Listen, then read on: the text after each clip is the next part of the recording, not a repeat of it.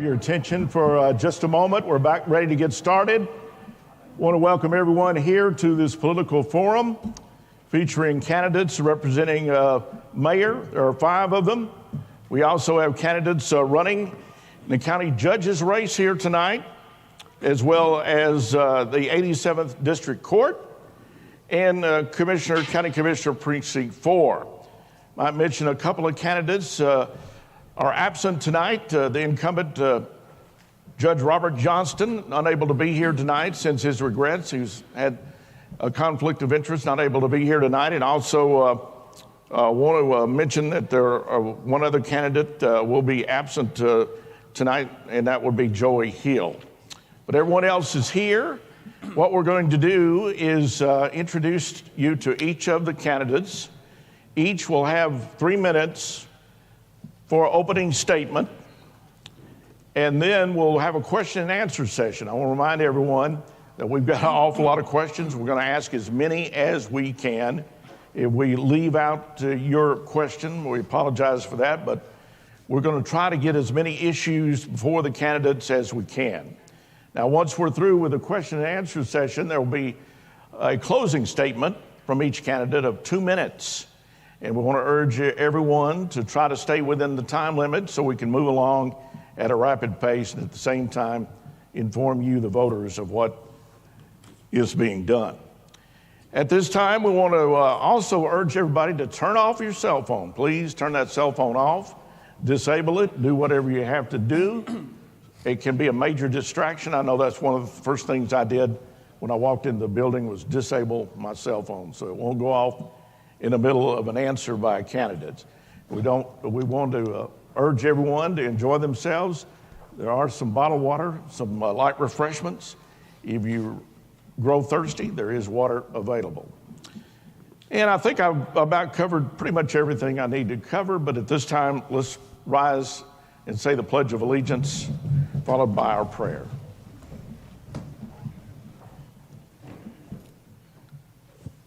I pledge allegiance to the flag of the United States of America and to the republic for which it stands, one nation, under God, indivisible, with liberty and justice for all. The Texas flag. Honor the Texas flag. The Texas.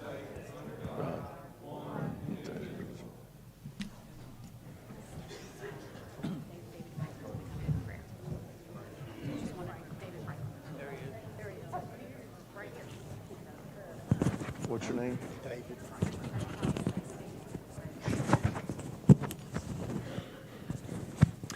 Let's pray. Dear Lord, we ask your blessings upon this gathering.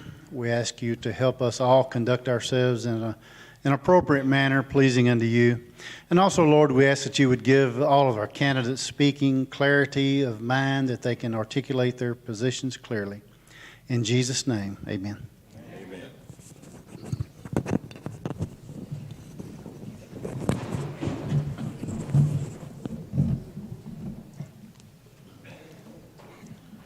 All right, at this time, let's introduce to you the candidates. Each one we introduce, we'll ask to stand for just a moment.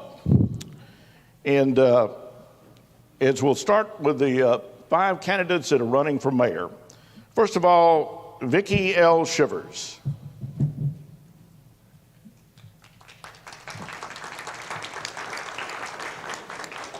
Justin Florence. Ava Harmon.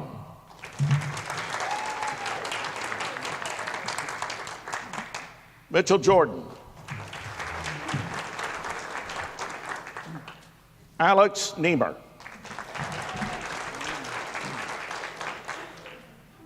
Now we move to County Judge. Former County Judge Honorable Carrie McKinney.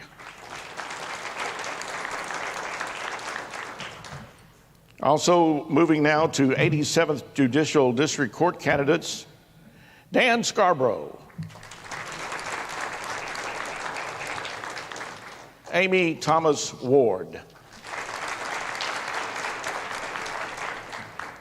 For County Commissioner Precinct 4, Barry Bedre.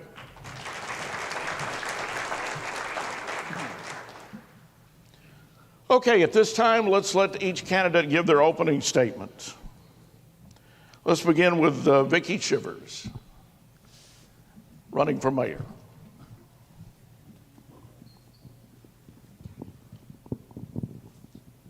Good evening. My name is Vicki Shivers.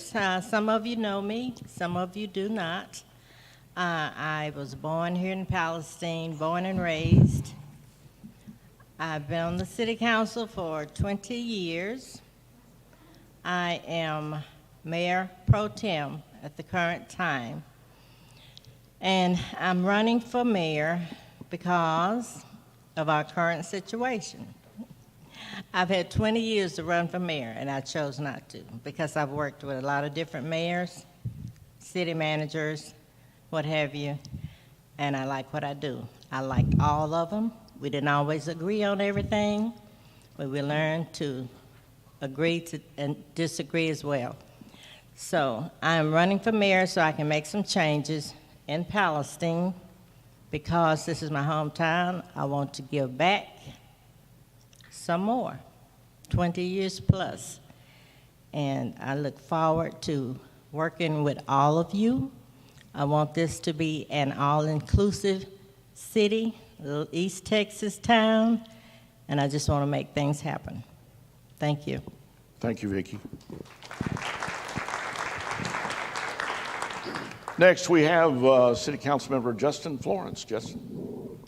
Good evening. I'd like to thank everybody for being here tonight. My name is Justin Florence. I serve on the Palestine City Council for District 6 here. I've been on council since May of last year. I decided to run for mayor because I wanted to try to return some stability to local government. If you came to the forum last year, you might have heard me say I wanted to try to restore faith and belief in local city government, which as a citizen I know I didn't have for a long time. I played my part as an armchair quarterback until it was time to make a decision and do something about it. So I want to do that. I want to restore the faith. I want to restore the belief. I want to restore the trust in our local government here. That is why I decided to run. I'm born and raised here in Palestine, been here all my life, graduate of Palestine High School, graduate of Texas A&M University in Commerce. I teach at Palestine High School. I teach the health science dual credit EMT program there and for Trinity Valley Community College. I've been a paramedic for 22 years. I've spent my whole adult life serving, taking care of people. I've continued to do that with council, and I'd like to continue to do that as your mayor. Thank you. Thank you, Justin.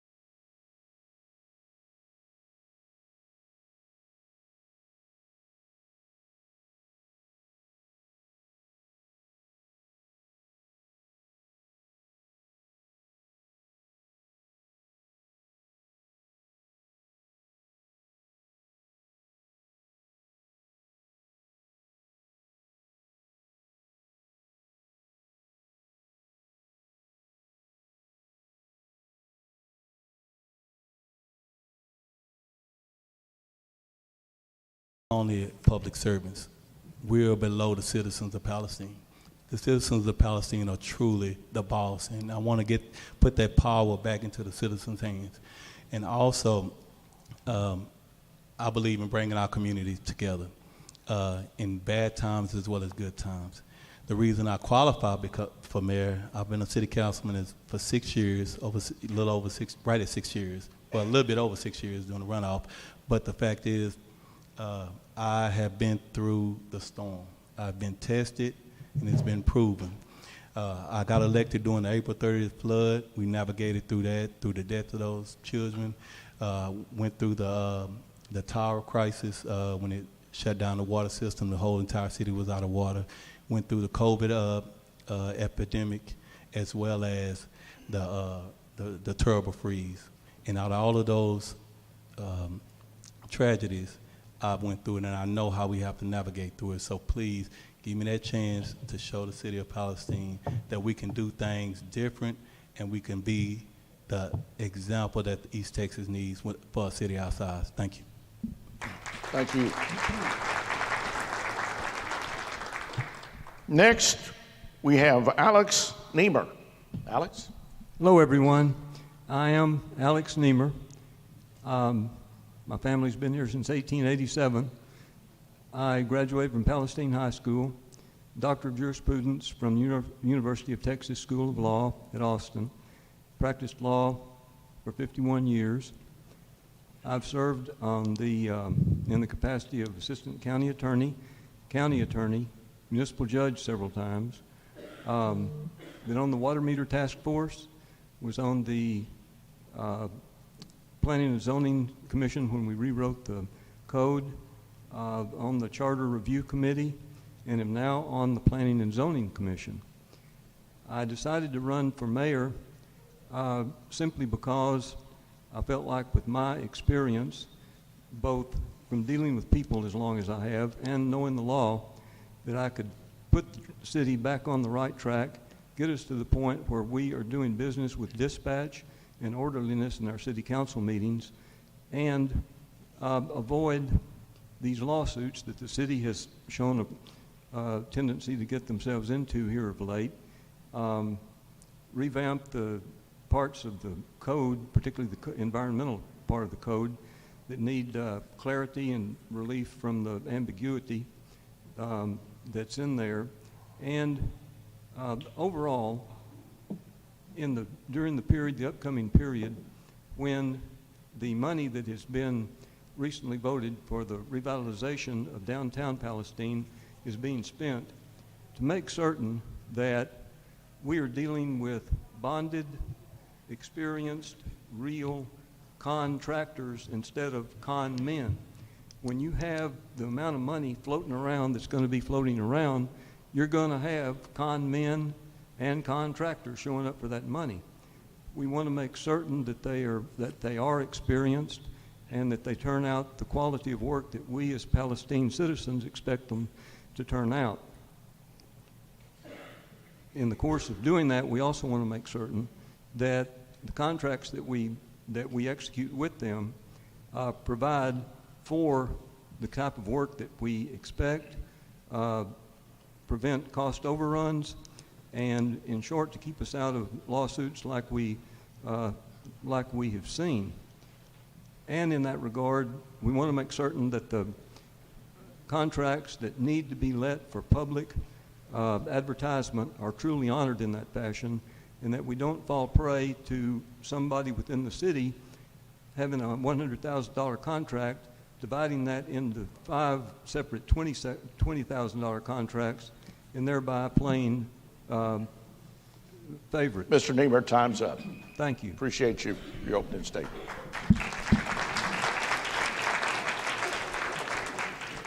Next, running for county judge is the Honorable former Judge Carrie Mckinney. Carrie?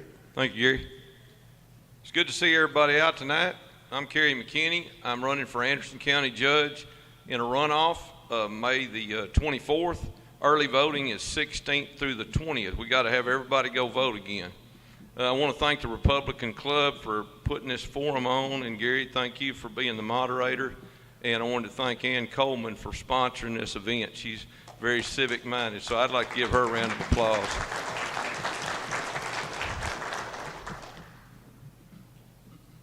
When I started this process, the reason I started it is because I felt like all the things that are happening in our nation, and it's not just elsewhere, it's here in our community too. And I think we've all got to stand up for God and country and for freedom. And that's why I'm doing this. This isn't about me, this is about you.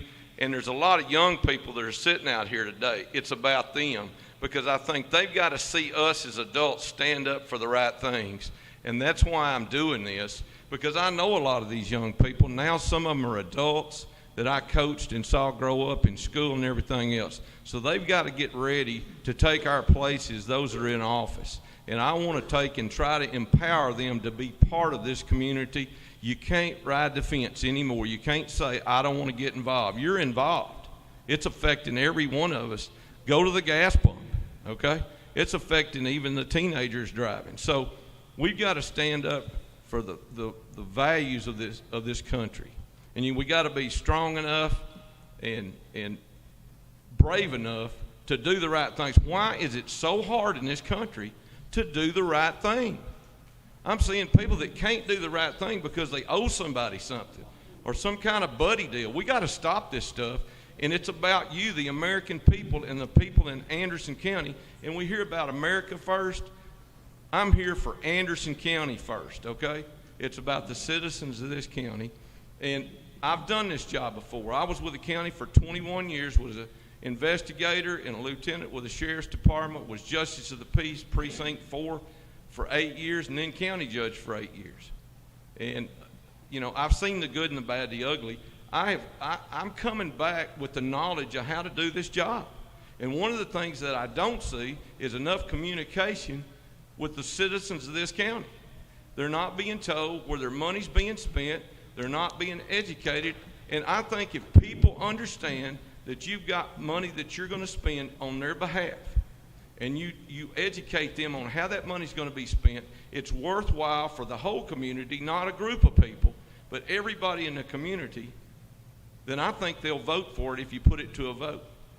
But we've got to communicate better with the citizens of Anderson time's County. up. Thank you.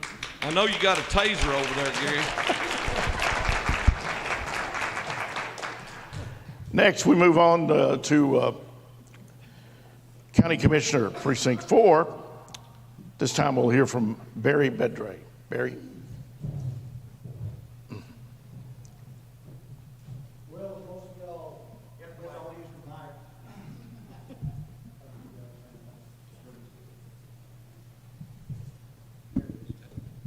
most of y'all, if y'all have seen me around town, it's probably in a dirty uniform and welding cap. I've owned Turbofield's machine shop since 1997 when I bought it from my grandfather. Of course, I was born and raised here in Palestine. Went to school at University of North Texas, got a degree in business administration, and then came back to help run the family business, and eventually, I ended up with it.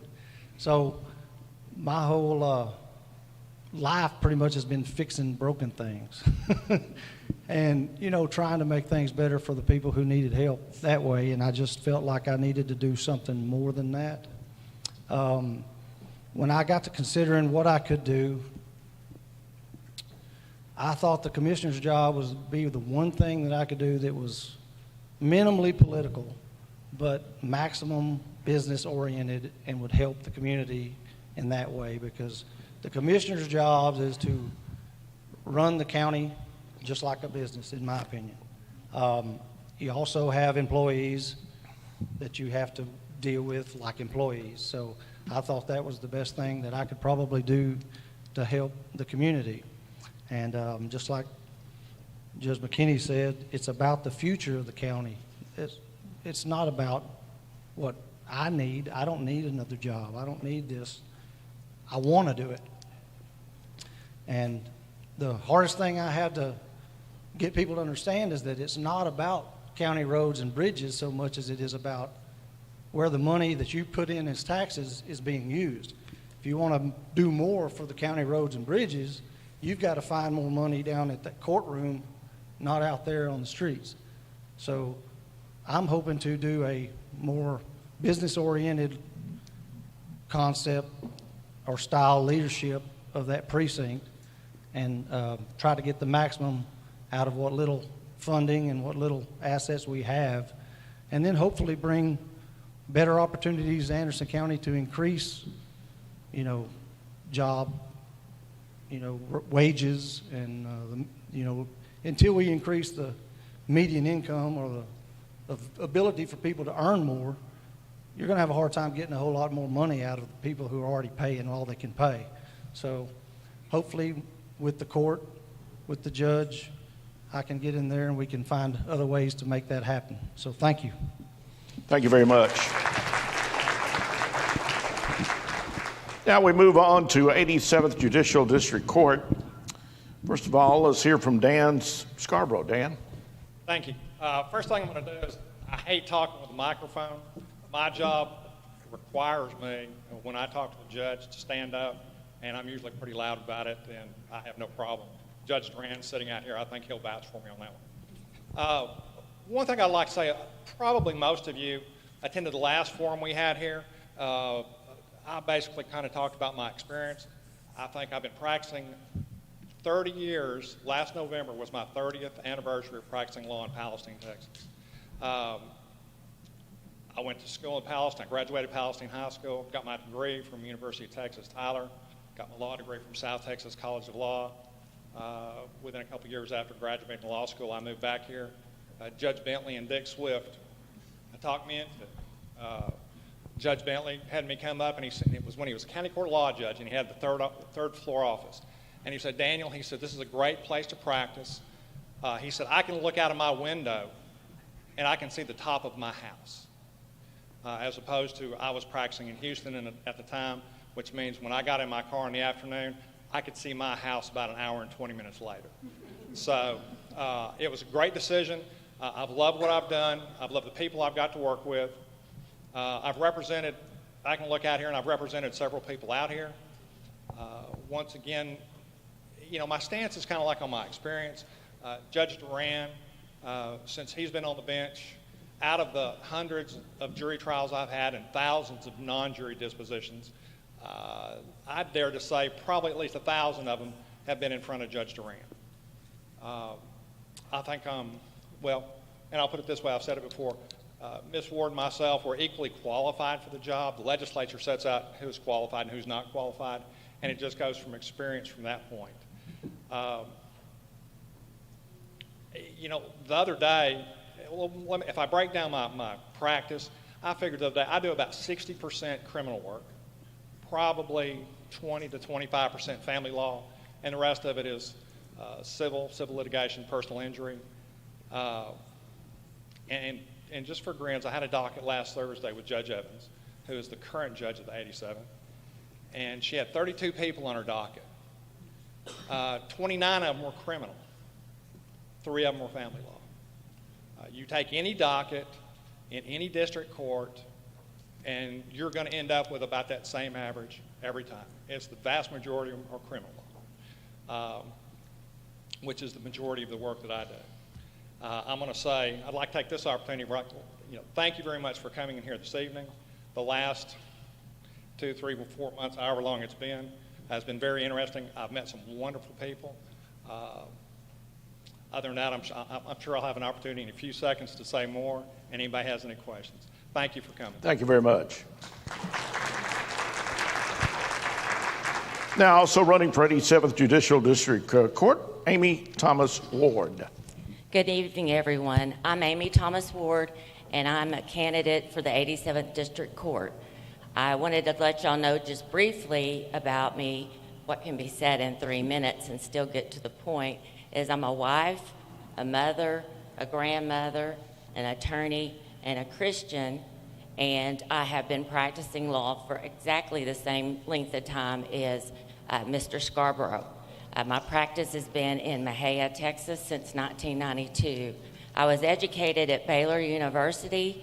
I obtained my accounting and finance degree, passed the CPA exam, worked briefly for an international Big 8 accounting firm, and then I returned to Waco where I got my law degree, which was something that I had worked to do all my life.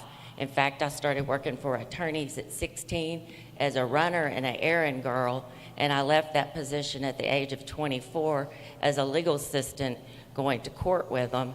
And at that point, I realized it's time for you to get your formal education, Amy, if you want to achieve this goal. So I did that, working my way through Baylor, and since that time, I worked briefly, actually it was a one-year clerkship as a briefing attorney for the Dallas Court of Appeals, where I had the honor and privilege of working side by side with Court of Appeals justices, wherein cases were reviewed and analyzed from district court appeals and determined whether or not these cases would be affirmed or reversed for a new trial. I believe over the last 30 years, and since I've been practicing in Mexia, I've represented many, many, many citizens. I would say that I have tried thousands of non-jury cases and 100 or so jury trials. I believe that God has blessed me with the intellect to have this ability. I believe that my parents raised me with the right morals and ethics to be a good attorney, and I believe that that is something too that makes up a good judge. I've used my law license for the last 30 years trying to help people, trying to represent the everyday person, and trying to help them with problems that they have on hand. I have enjoyed this 30 years and consider it to be a privilege, and now I am asking for your vote as the 87th District candidate. I believe that I have the qualifications and the characteristics that make a good judge. I have the integrity to do the right thing. I have the knowledge to follow the law, and I am willing and pledge to you that I will do so and be impartial to everyone. Thank you. Thank you very much. That concludes the opening statements. I want to throw a compliment toward the audience. We've had a lot of good questions that we're about to ask, and I appreciate that very much. Many of them are on important issues, and we'll get the candidates' response. First of all, we're going to ask a question that will be posed to the candidates for mayor and county judge, and that question is, and you've heard it said often lately, defund police. There's this unbelievable effort to defund police across the nation. Here locally, in both the police department and the sheriff's office, there's a shortage of good, qualified officers. What would you suggest can be done to recruit more officers and better protect the city of Palestine? We'll begin with you, Vicki. Well,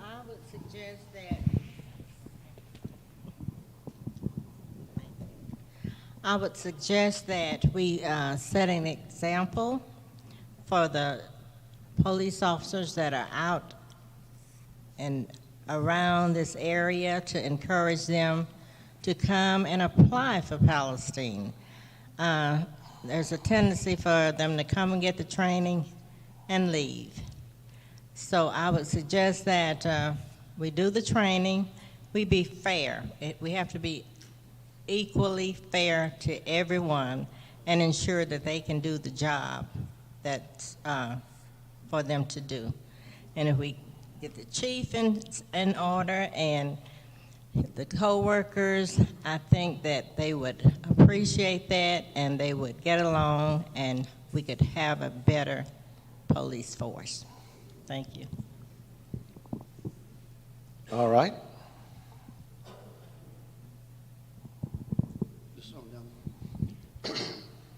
Well, first off, that's part of my platform I'm running on is more competitive pay for not just our police force, but for our fire department as well.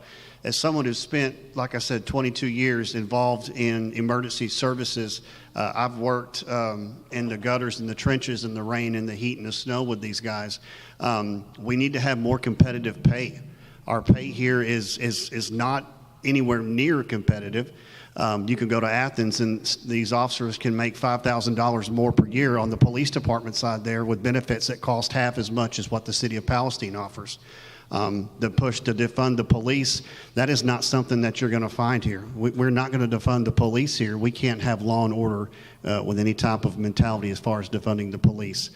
As far as helping out with the county with that issue, last time I spoke with Sheriff Flores, I think we were down 16 deputies total. We don't even have enough jailers here that we can house inmates. We're now shipping inmates out of county, I believe. We have to have competitive pay. And pay is not the only thing.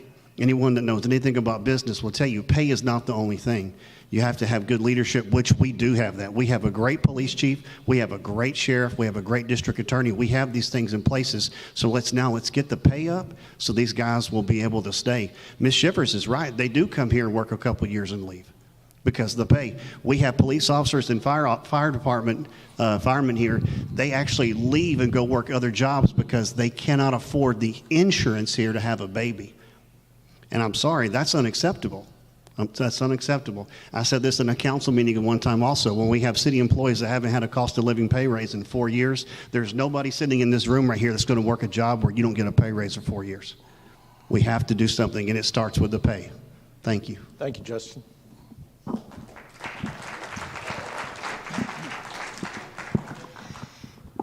Well, I agree with Vicki and Justin that, the police department is very important to the city of Palestine. In fact, I recently gave accolades to the police department because we had a couple of incidents that happened in District 2, and within 1 week they are able to arrest 6 of the people who were involved in the incident, and that's good. That was fast work on their part. It happened one weekend, and the following weekend they had them all arrested.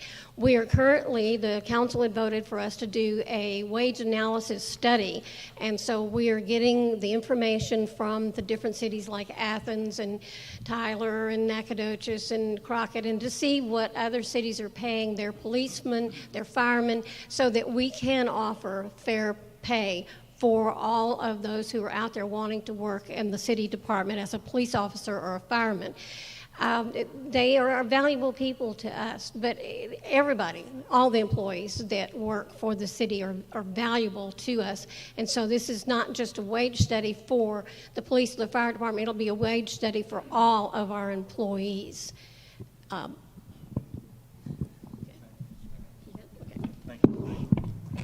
Thank you, Ms. Avery. I'm going to make it real simple. Defunding the police is just a stupid idea in the world. It just really is. Because I know me and my family, if I call the police department, I expect the police department to come. And I expect them to come at a rapid rate. By saying that, it's the exact opposite. Palestine is a unique city. We are understaffed, it seems like almost every year. We are definitely underpaid at the police department. So my goal, my idea, taking away the idea of defunding the police, because like I say, you defund the police, that means you get even shorter staff. That means crime goes up. That means businesses stop coming, because trust me, businesses look at crime rate before they come to Palestine, in any business. So therefore, if that's all due to defunding the police, then we need to do the exact opposite. We need to start, definitely giving them better pay, because we spend more money on training them than we do the insurance. So basically, they get trained, then they go to Tyler. We lose a lot of revenue and talent to Tyler, the bigger cities that can afford to pay them what they asking for, which the city of Palestine can afford to pay them, especially a decent wage. We just have to make sure that we do it. And also with the PD, we need to start spending money on hiring specialized PD officers that can deal with mental illnesses, and we need to start better. Well, we're doing it pretty good, but we're getting away from it. But we definitely need to do more community policing. Community policing, I think, will solve a lot of the city's problem when it comes to policing. But definitely, we need to get more aggressive with the pay and start hiring. Thank you.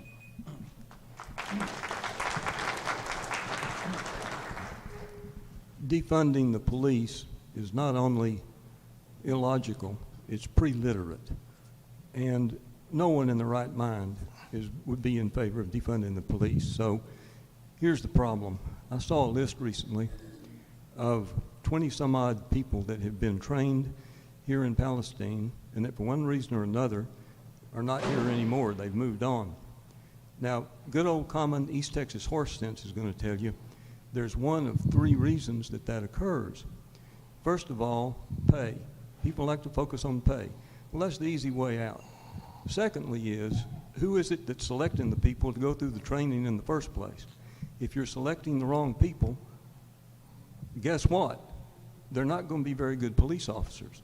Or number three, you select the correct people, you train them, and then for one reason or another, the people themselves decide to leave because they don't like the leadership. Now, I don't know which of those three it is, but there's not a person here in this room, I don't think, that's got enough good old common East Texas horse sense to believe that 20 some odd people could go through training and every one of them leave because it's of pay. I want to find out which of the three it is, solve it, be able to train the people, keep the people, and pay them. And until that undergoing fact process has been done, we're probably going to be able to continue to see people be trained, people stay here, and people go on to better places. I am all for law enforcement. In fact, when I was judge, my attitude was bring the guilty SOB in here where I can give him a fair trial. So I'm for law enforcement, let me tell you. And I want to do whatever it takes to have sufficient police officers and firemen here to do the job and keep us safe. Thank you. And now Carrie McKinney. It's real easy to start on that one. I'm state police, so I'm not for defunding the police right now.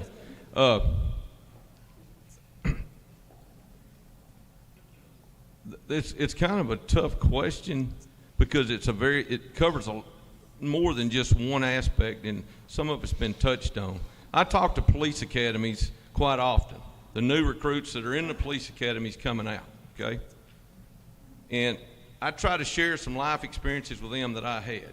Number one, a sheriff, police chief, constable, DA's office, whoever it is, when they put a badge and a gun on you and send you out into the community, they should not have to wonder if you're doing your job. They shouldn't have to look over your shoulder to see if you're doing your job.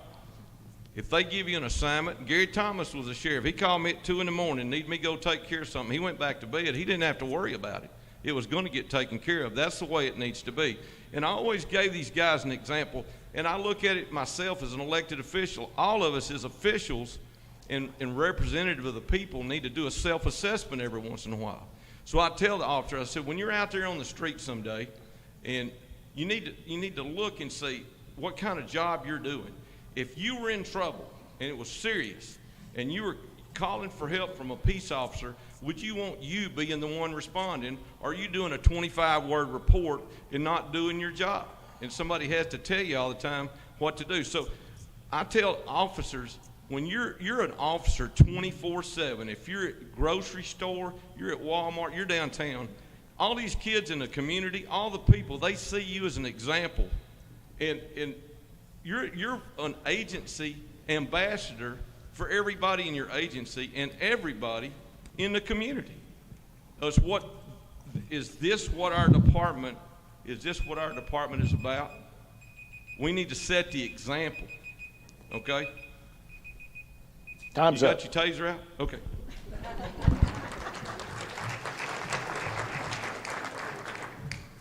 Mr. Bedray, this question is for you. Considering the current incumbent has been in office for multiple terms, what would you do if elected differently to improve things?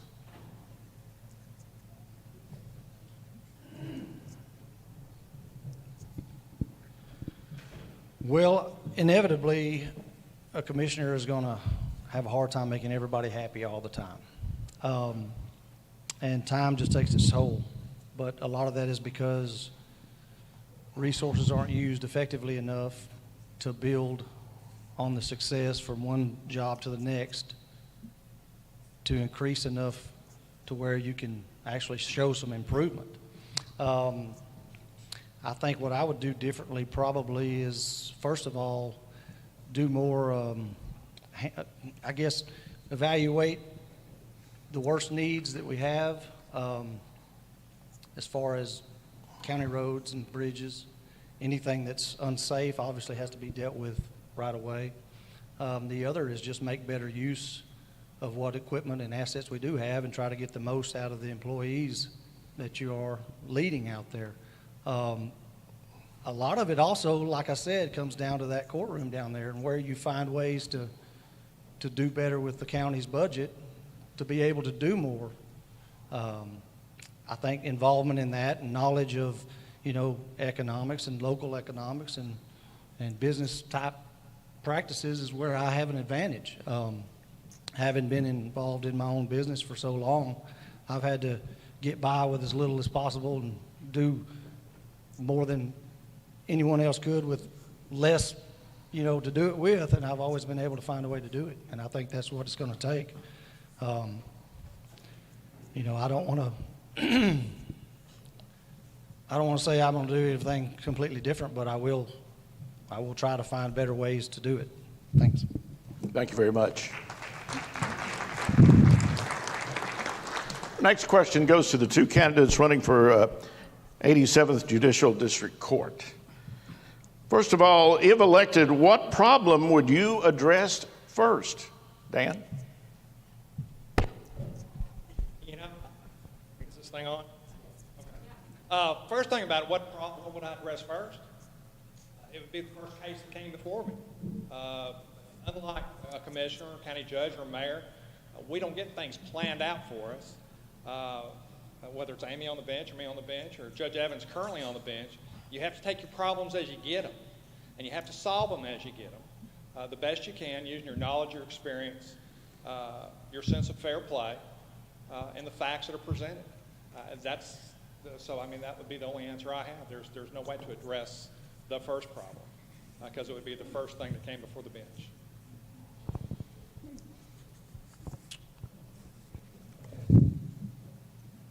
I tend to agree with Mr. Scarborough on this one because it is what's brought before the court. However, I also believe that there are things that a court can do, a judge can do to keep their docket moving and moving quickly because the cases tend to get bogged down, and oftentimes there are cases set for jury trials and then the jury is dismissed because the defendant takes a last-minute plea. And I intend to make those days available for litigants and the attorneys to perhaps present those cases that they have ready or the ones that are ready for a short hearing and make myself more available to the litigants and the attorneys so that the cases are processed quicker through the court system. Thank you. Thank you.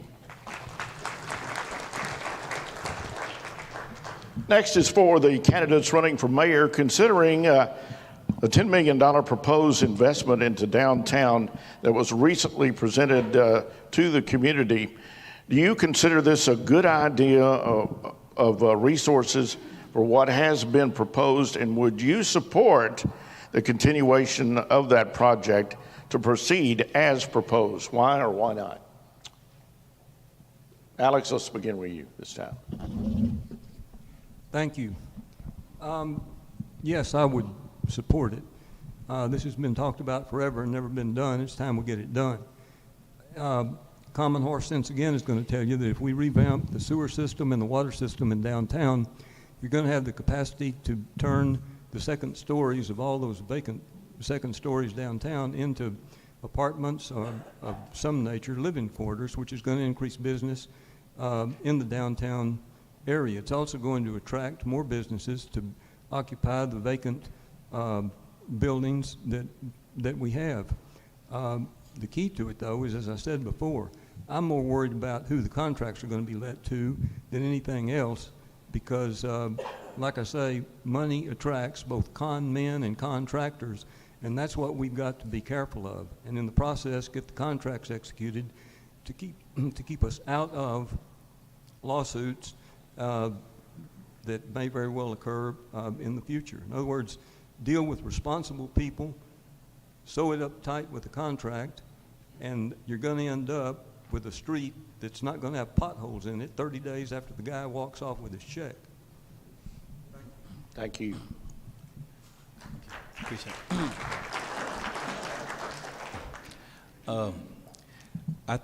Me personally, I think it's a good idea to revitalize downtown. Don't get me wrong, but I know where the question is coming from because there's so many other issues that the city can tackle, and because I get that question a lot, because really it's a handful of people that live downtown. Don't get me wrong, and that downtown definitely needs to be addressed because it's downtown. Everybody wants a nice downtown, and I truly believe that money should go downtown, but I think we can walk and chew at the same time. We definitely need to put, because the questions that I'm getting is that we putting special interests in front of the citizens' needs. And so downtown has to grow, the infrastructure has to get taken care of, and a lot of people got to understand too as well is that that's PEDC money. Most of that's really not. It's city money, but it's allocated towards PEDC and loans. So technically, it's not out of the general fund, which is where your taxpayers' money go into the general fund. So basically, we do need to address the real problems of City of Palestine when it comes to infrastructure, not just in downtown, but definitely developing the North Loop. We could have spent some of that money to develop the North Loop, start getting growth up on the North Loop towards putting major businesses in, free up some of the congestion down by Walmart. And then, like I say, we also need to spend money to bring in these Walmart, what we call the Walmart effect. Everybody want to build around Walmart. Put that type of business on the North Loop to where we can see where our tax dollars are going. Thank you.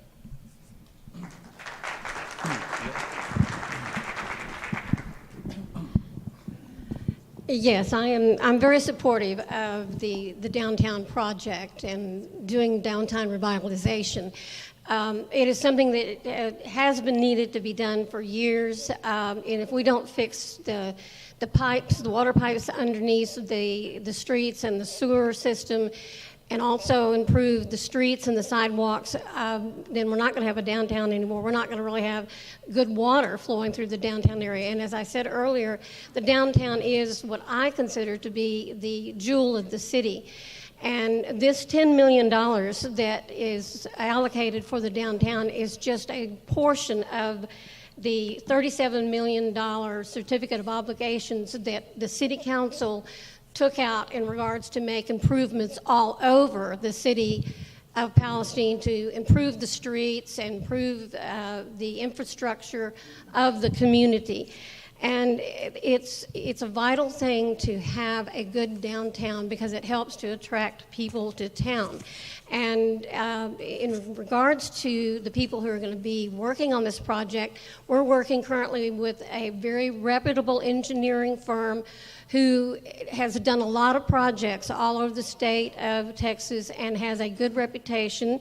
They were going to be putting out a request for bids to different contractors, and there is going to be something in the request for bids that these people who do request to be considered to do the job are going to have a high bond on them because they are going to be dealing with a lot of money, being $10 million.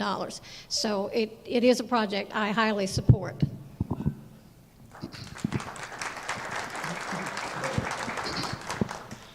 I agree with Ms. Harmon on it. When I first got on council, I wasn't quite sure what to make of downtown, and then I spoke with some citizens last week, and once I educated myself on the importance of downtown to the city of Palestine and what it plays with tourism alone, it was a no-brainer. We have 115-year-old clay pipes in downtown Palestine, 115 years old. There's places in downtown Palestine where the clay pipes have dissolved and there is a clay tube of dirt in the ground, all right? Once again, those are things we have to fix. Okay, we cannot maintain tourism at the level which we need to do in Palestine without a good downtown. You take away tourism, you take away our festivals and stuff downtown, what do we have left for Palestine? The train, right? We have to maintain that. The $10 million that's been allocated out of those CO bonds that we passed last summer or last fall, $10 million over 5 years to do 12 city blocks. If you come to the town hall meetings that we had on that, you can see the plans and designs for it. It's going to be absolutely beautiful. I mean, there's no other way to describe it but beautiful. And I look forward to spending more time downtown with my family. On top of that, that $37 million worth of CO bonds, $17 million of that was allocated to streets, water, and sewer for the rest of the city. Like everything else right now, we're having a hard time sending bids out to get people to come in and do work because nobody wants to work. They want to stay at home and get paid to sit at home. So it's hard to get those things in right now, and we are also having issues getting supplies in. So yes, I support the downtown revitalization project 150%. Thank you.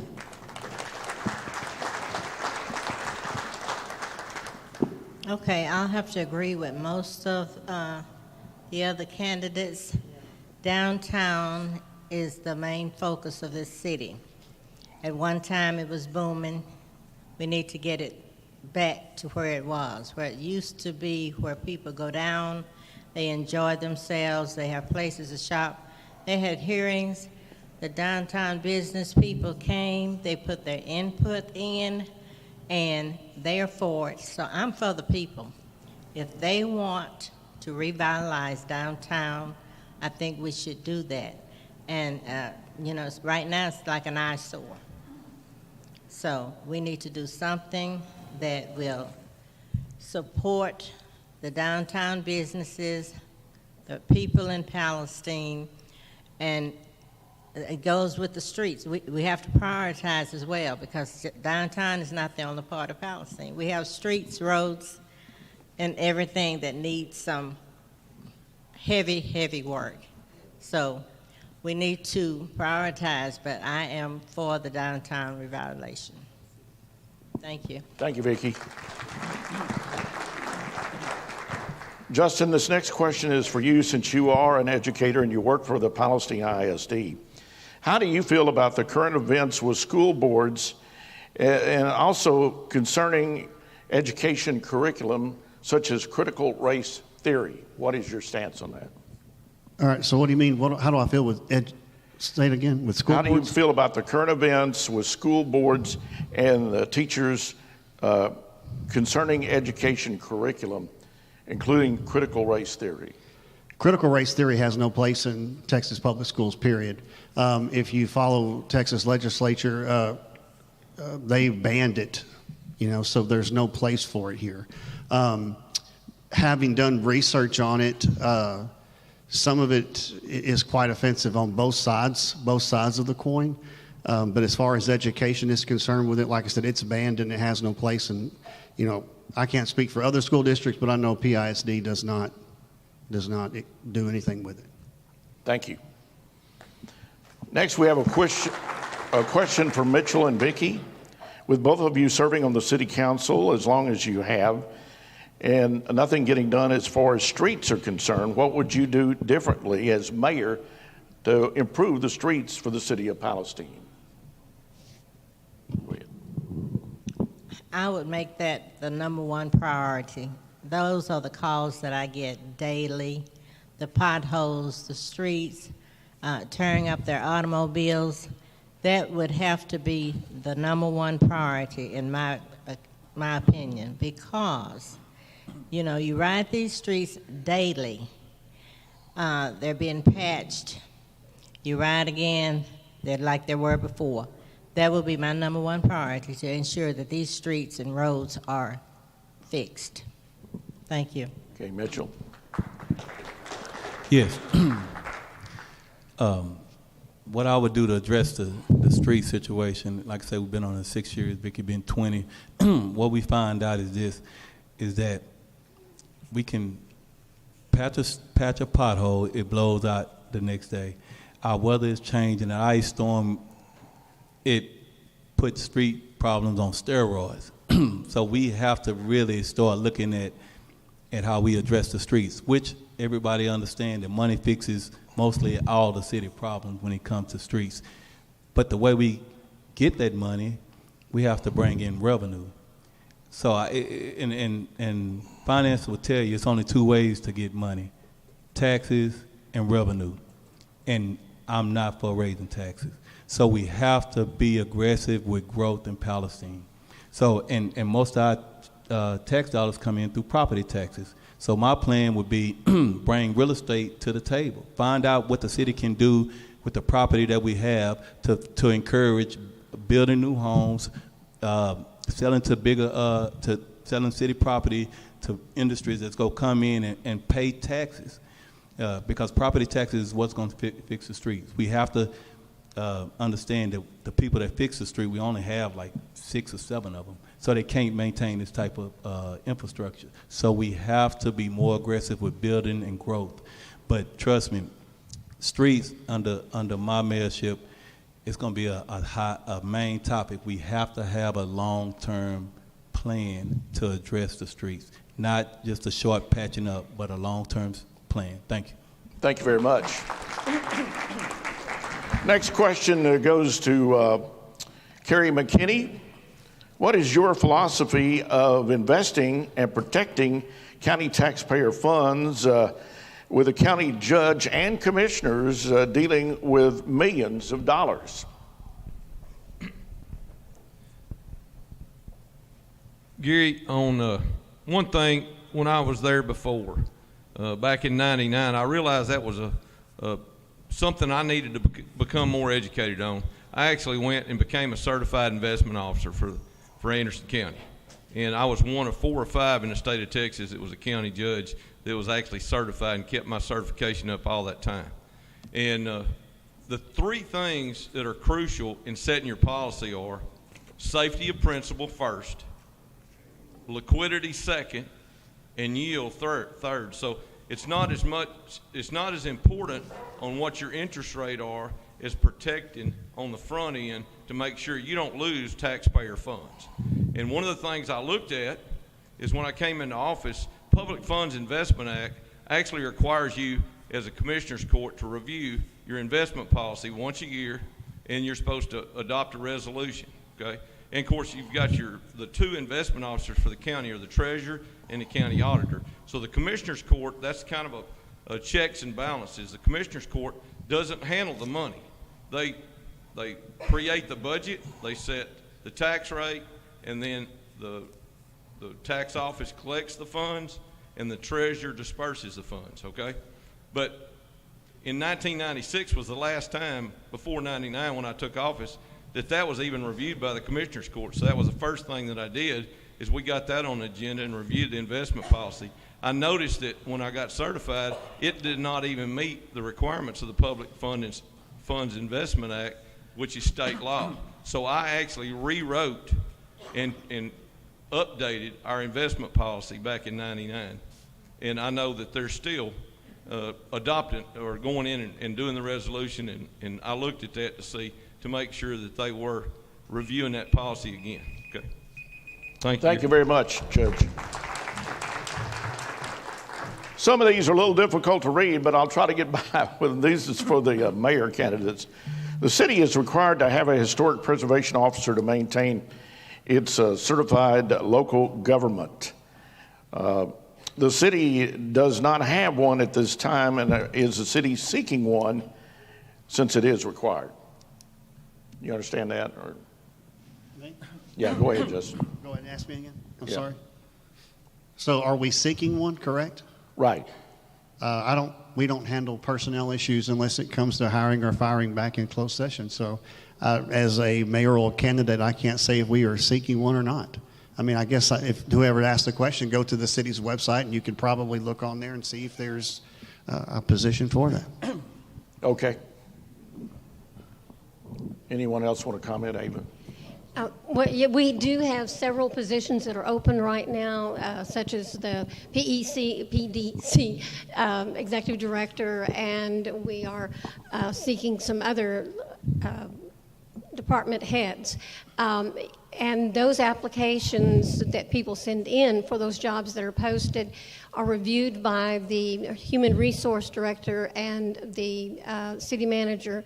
And then once they decide on whether or not this would be a good candidate based on their vital curriculum, then it's brought to the city council to approve. But yes, we are looking for historical preservation. We're looking for development services director.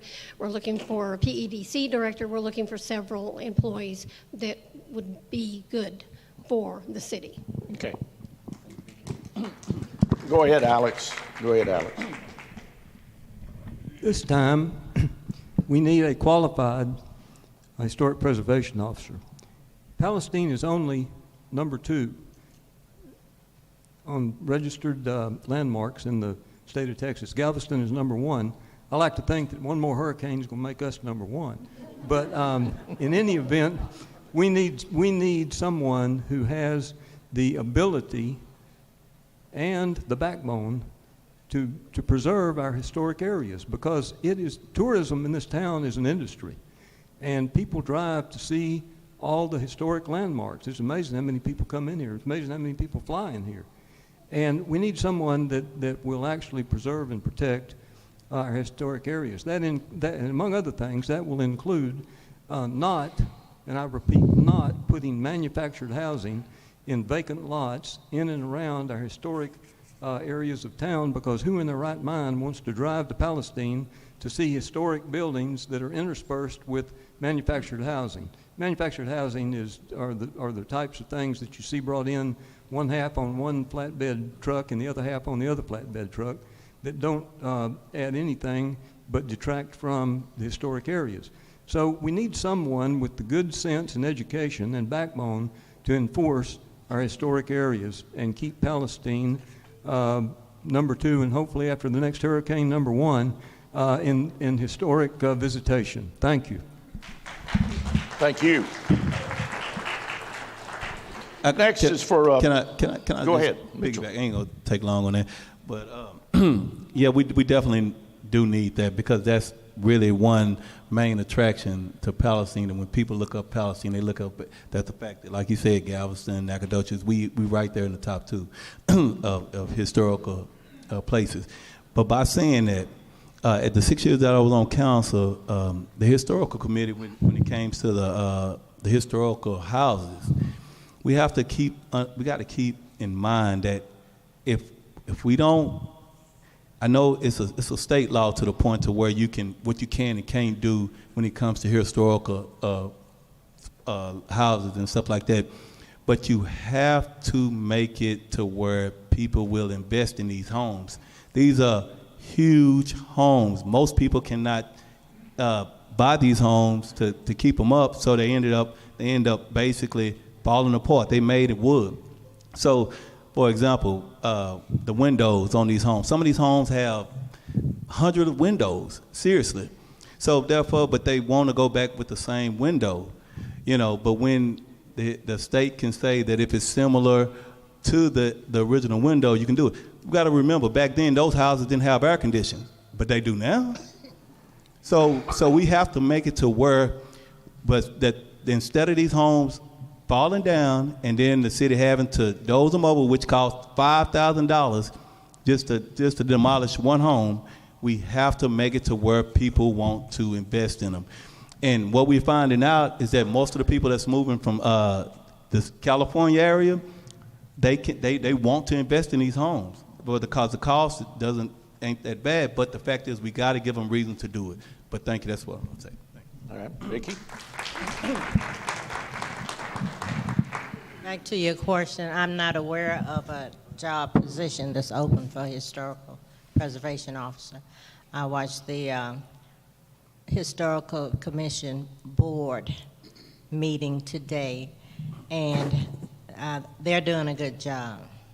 And I just want to encourage people that have a little time on your hands. We have board positions open in every department.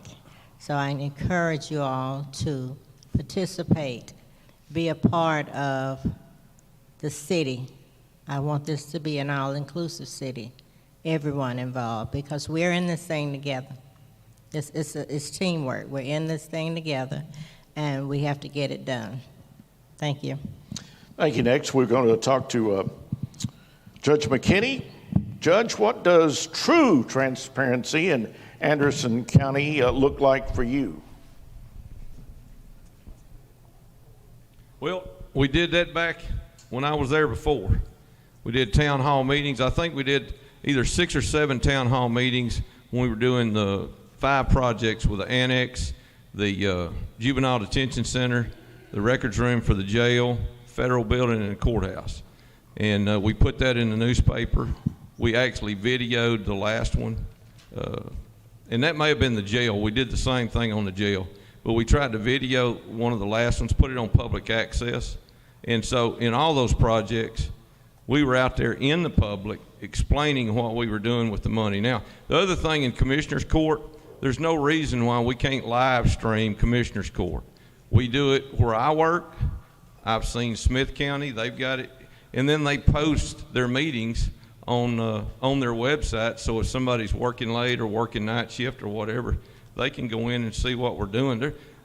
The technology's there. Now, back when I was there before, I suggested we do it, and we had Channel 3. City Council did it on that public access channel on cable. But now everybody's gone to, DirecTV and Dish and some of the other providers, and don't all have cable. So we could live stream the meetings. That shouldn't be a problem. That should be an easy fix. And that way they can tune in and watch and see what we're doing with their money, see what decisions that are being made. And so, that's transparent to me. And I didn't have a Facebook account 6 months ago. I got more friends now than I've had in a long time. But I've learned that that's if you use it right, it's a great communication tool. I've got 3 videos up there, and like with a taser, you can't shut me up sometimes, Gary, but I talk about different things in the past. So, when you're giving somebody your resume, you got to tell them what you've done in the past, and hopefully in some of those things I suggested what we can do in the future. So it's a great communication tool, and there goes that noise again. All right, time's up. All right. All right, next we have questions directed to our 87th Judicial Judge candidates. How many criminal law cases have you tried in your years of experience, and what is your success rate? We'll begin with you, Dan.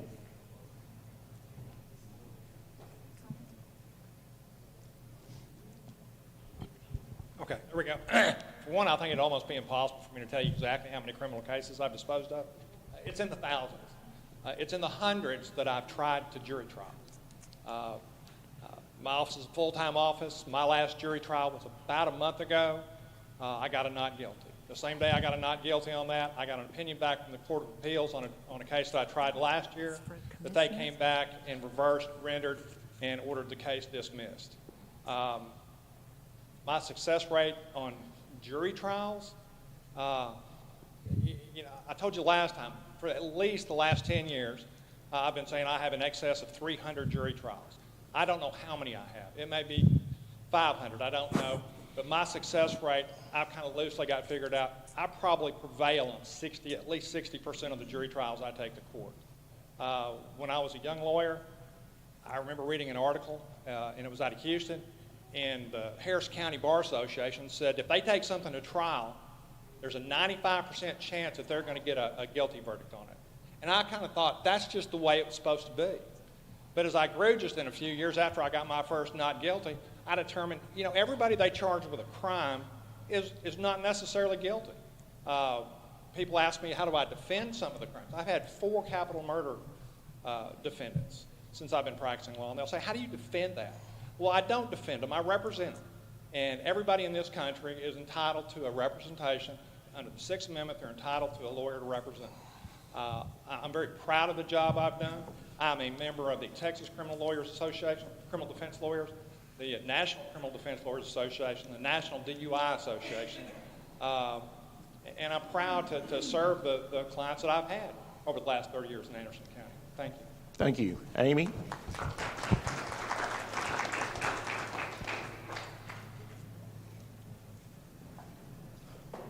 most of the jury trials that I did that were criminal cases were actually probably in the first 3 or 4 years of my practicing law. I will say I believe I have a 100% rate, but I will also tell you that I have not spent my career defending or prosecuting people who have been accused of crime. What I have spent my time is different areas of the law, the different nuances of the law, and spending my time doing that.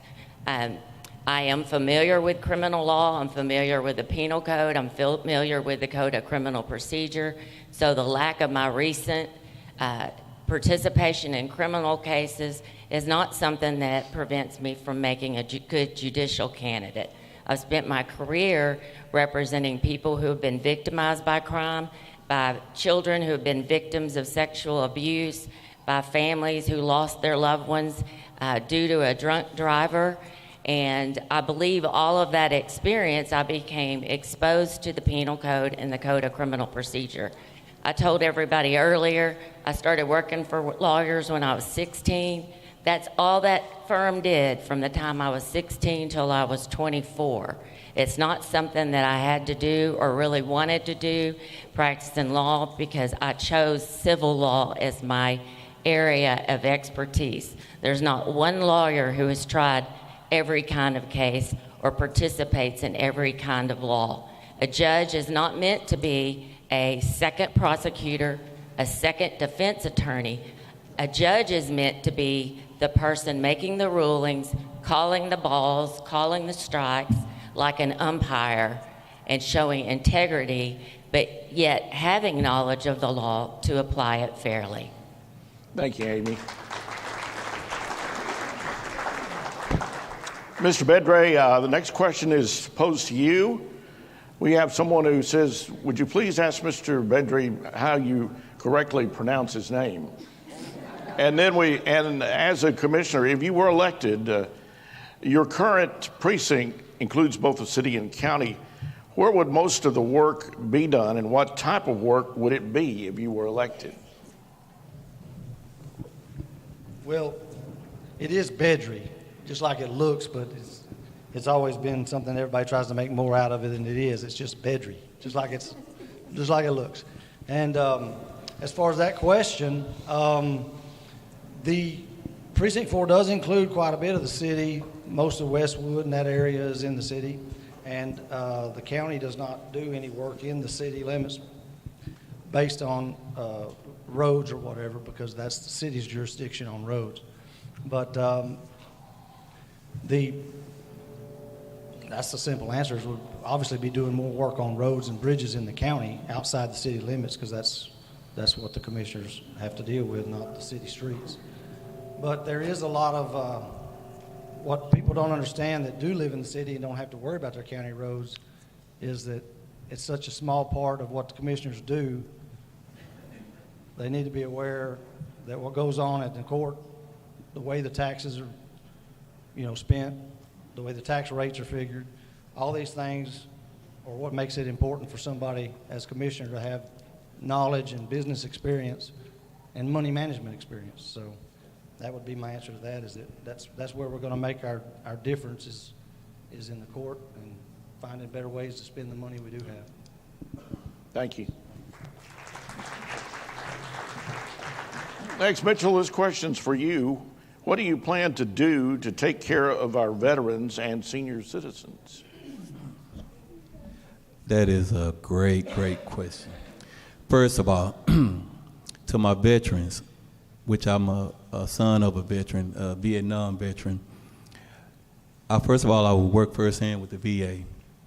We would, every single council meeting, regular council meeting, we would instead of waiting till Veterans Day, we would recognize a veteran every single council meeting as mayor.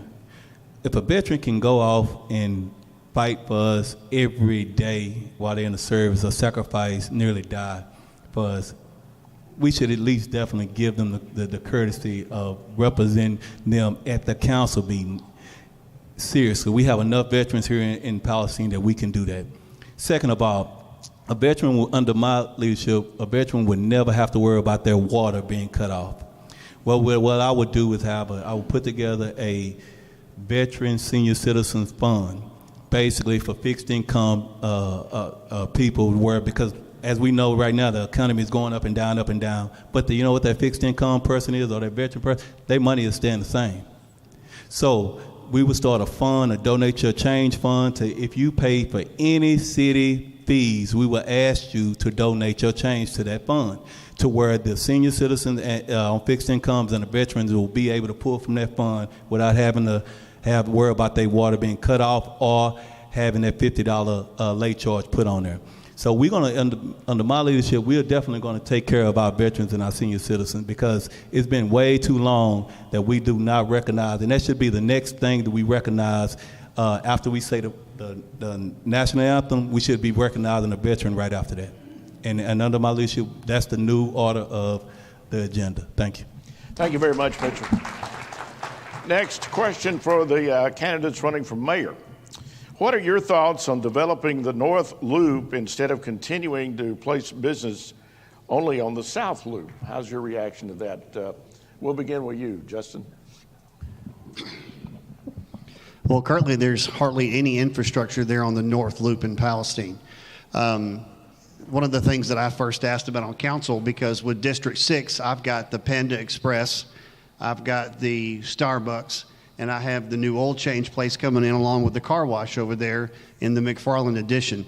Now, the McFarland Addition was annexed into the city, I believe, back in 1977. The roads are, I think they're about 4 feet narrower than what they should be, and there's some drainage issues over there. The people that live in that neighborhood, a lot of people, at least once a week, I'm taking phone calls from those people over there. So it bothered me why everything is crammed up on the South Loop. That's when I found out there's little to no infrastructure there on the North Loop. Now, there had been talks in the past about, we want to bring a Walmart, was it Marketplace or something in over there, and there's a lot of high hopes and dreams that Walmart's going to come in over there and pay the millions and millions of dollars to put the infrastructure there. I think common sense will tell you there's a reason why there's no business there. Number one, the ground's not that level. It's hilly and valleyed all the way through there. And what business is going to come in and pay millions and millions of dollars just to be able to put their own place there? All right? They're going to have to, I don't even think you could give that land away and have somebody come in and want to spend the millions of dollars it would. The infrastructure of the city, citywide, is bad. Now you're going to talk about coming in and having to add to that on the side of town over there. It needs to be done. It would be great if it can be done. But honestly, the chances of it getting done without a lot of, governmental grants and things of that nature, I just don't see it's going to happen. It needs to be done. I would love to see the north side of the loop developed, but right now it's not something that is going to be very feasible. Thank you. Vicki? Okay, I agree with Justin. There's not a lot that we can do over there as of now, but maybe in the future when we get some work done and get the glitches all smoothed out, there may be something that we can do. But otherwise, it is what it is. It's not workable right now. So there's nothing that can happen over there at this time. Thank you. Ava?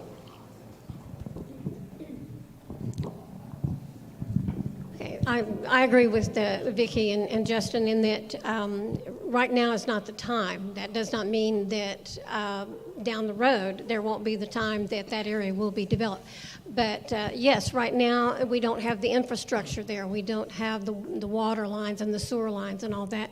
And right now, we have a 6-year plan in regards to improvement of the city, and that's part of what that $37 million is to take care of the infrastructure that we have here. And as we move along in our plan, and as PEDC does more and more work and bringing in more industries, then there might be a time that we can develop that north end of the loop and everything. There's always time for growth, and I'm all for growth of the city. The more it grows, the more businesses we have, the more people we have employed, the better the city is. As it grows, it prospers, and it attracts more and more people, more and more business. It's kind of that old saying of build it and they will come. A time will come, yes, that that area will be developed, but right now we just don't have the money to be able to do it. We have so many other projects that we're working on to get things tended to that are in existence right now. Okay. First of all, I disagree. Because, first of all, that property on the North Loop, have everybody in here been to on Broadway in Tyler? This is what South Loop is going to turn into. If we don't get serious about developing that North Loop, it's already getting bad, but it's going to be even worse on that South Loop. We can develop that North Loop two ways. One way by, first of all, sitting PEDC down and talking to them about their budget, channeling money, every single budget towards infrastructure, specializing, earmarking it for the North Loop. Finding that one business that can have that Walmart effect when it comes to bringing in business. If we have to give that land to the perfect business on top of a tax abatement, we do that. Because you know why? Because first of all, they got an investment. They got a reason now to come develop on the North Loop. But it has to be the right business. Because the right business will attract the other businesses, just like Walmart did. People, I don't know if, I'm only 43 years old, but remember when the Walmart was over where Track Supply was? It wasn't booming and booming. It wasn't booming just like that yet until they hit the loop. When they moved over to the loop, everything started to go around Walmart. We can do this. As a mayor, I'm not thinking small-minded. We're gonna address these issues. We're gonna talk about these issues, and we're gonna try to solve them. Now, understand, money is it does a lot, but the fact is, we cannot run from the issues at hand. I think we got a good PEDC board. I think this board is willing to channel money towards development of the North Loop to where it can free up traffic and everything. So if we can really sit down and even during our budget time, we need to really budget money strictly towards developing that property on the North Loop. Because if we don't, we're going to stagnate businesses, and we can't afford to do that. We have to get aggressive with businesses and growth in Palestine. Thank you. Thank you, Mitchell. I know the North Loop. My family owns 25 acres on the North Loop, and it's the only tract on the Loop that has frontage on both the Loop and on North Jackson. I would dearly love to see it developed, but the only way that's going to happen realistically is from a lengthy tax abatement to whoever comes in and is willing to develop it. And if with proper tax incentive, whoever is going to come in and create new business in that area would probably be willing to participate in the development of the infrastructure necessary to begin the development. Until you get that combination, tax abatement mixed with the right business to be in there for your diamond, so to speak, attractive, it's just not going to happen. And that's what the stumbling block is over there now. I know from personal experience. I'd be better off drilling an oil well, even if it came up dry. Thank you very much. Our next question is directed to the two candidates running for Judicial District Court. Question is, what is your specific experience in the different facets of law? Criminal law, civil law, probate law, family law. Amy, you first. Okay, I've already answered the question on criminal law. I do want to point out, I believe the fact that I have not focused on that, and that's been a primary focus of it, that does give me the unique ability to preside over those cases without coming in with a preconceived notion. I have done numerous probate cases. I've done will contests. I've done heirship proceedings. I've had those tried to a jury. Civil cases I've done that are unique. I have represented people in discrimination, people who were fired from their job because of their race or their gender or because of sexual harassment. I did those with juries, and they were appealed because they're always against a big company. and they went all the way up to the Supreme Court. I won those cases for them at the trial court level, and those cases were affirmed at the Supreme Court level. I've also represented people in whistleblower cases, which are public employees who see wrongdoing at their office and they report wrongdoing, and then they're retaliated against. I've represented police officers who've lost their job for reporting wrongdoing. And again, those cases were tried to the jury and went all the way up to the Supreme Court. I've done contested jury trials in family law matters, in custody matters, in grandparents' rights. And although there may be one given day more criminal cases on the court's docket, for the most part, those are status hearings just to keep those cases rolling through the justice system. But the amount of time that the court spends on the cases that I have focused on is substantial, and it takes up a substantial amount of their time. All right, thank you, Amy. All right, Dan. You know, I'm going to say once again, I can't argue with anything Amy said. We both kind of practice the same kind of law. A little bit of differences. As far as criminal law, you've kind of heard what I've done on criminal law, civil law. I've done probate, wills, trust, deeds. You know, my favorite thing to do is adoptions. It's the only thing I've ever done, I think, where everybody leaves the courtroom and everybody has a smile on their face, from the judge all the way out. I love doing that. Civil law, I've represented police officers on civil suits, on civil service. You know, I think the first time I talked here, when we had the forum back in February, I think I stated that as far as even recovering personal injury cases and wrongful death, at that time I'd recovered a little over $6 million from my clients. You know, I'm kind of proud to say that, you know, not only did I get my acquittal last month, I got my decision from the Court of Appeals. I also settled a personal injury lawsuit. Now that shoots my total up to over $10 million that I've recovered from clients for injuries. Other kinds of civil cases, anything you can think of. Most folks in here, when we think about a district judge, chances are you've never been in front of a district judge, because unless you're on jury duty. Because chances are, if you're in front of a district judge, you're there for one of a couple of reasons. You're there because you've been charged with a felony offense, in which case I don't know if you'd really care about coming to this forum, because if you got convicted, you wouldn't be able to vote. Second thing is, you were up there for some family law. You were up there to get a divorce.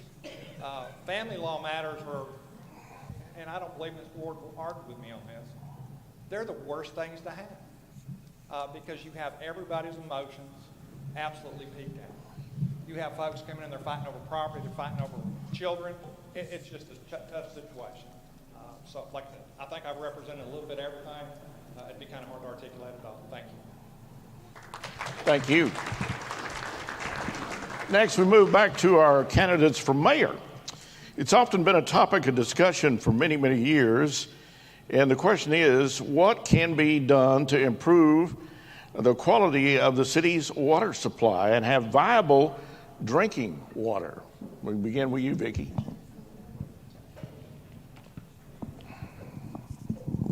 Okay, that's a good question because I don't drink the water myself. So I just think once we get this cleared up, the system, I think it'll get better. You know, you get the water out, it's red, it's muddy. I get calls on this too. There is a problem with our water, and everybody knows it. I mean, I just don't partake in it. So I just think that once we get it fixed, and it's going to take time. I know it's been a while, but it is going to take time. That we'll have one day we'll have some clear water. I don't want us to go on broken promises or anything, but I think it will happen. Thank you. Thank you. Justin? Once again, this is going to fall back on infrastructure. Yes, the water comes in from the Natchez River, it gets treated out there. We're going to need a new incoming line to run from the Natchez River to our water treatment plant. They've talked about that. It could take upwards of 30 years to getting that type of line put in and built, with a cost of several, actually not several, like around 30 million or plus, if I just give or take, if I remember correctly. but it's going to really depend on infrastructure. Some places have good water, some places don't. I can drink the water at my house, it's perfectly fine, and I don't have any type of filter system or anything, and my house was built in 1957. So it really is, some of that's going to be where you live and how well the infrastructure is. There are places in town you can't drink the water. If you think the water is really bad, go to Oakwood, Texas, where I used to live, and try to wash anything that's white, because your whites will turn brown. All right?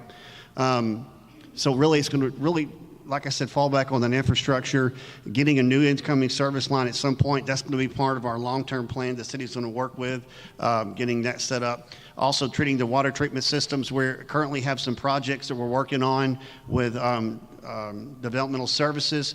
Case in point, we have to figure out, along with this infrastructure, we have places where the pipes are leaking. They said during bad storms, we're processing over 30 million gallons of water a day, when on an average, I think it was like 3 million. About 3 million gallons. So when a big storm comes up, our system it's fluxed to the max at about 30 million gallons a day. So we have to find the leaks. Once again, that's an infrastructure issue. A lot of that would improve with infrastructure, but that's not the only thing. It's going to take, a new line, a new processing procedures and things of that nature that we can always work to improve on as well.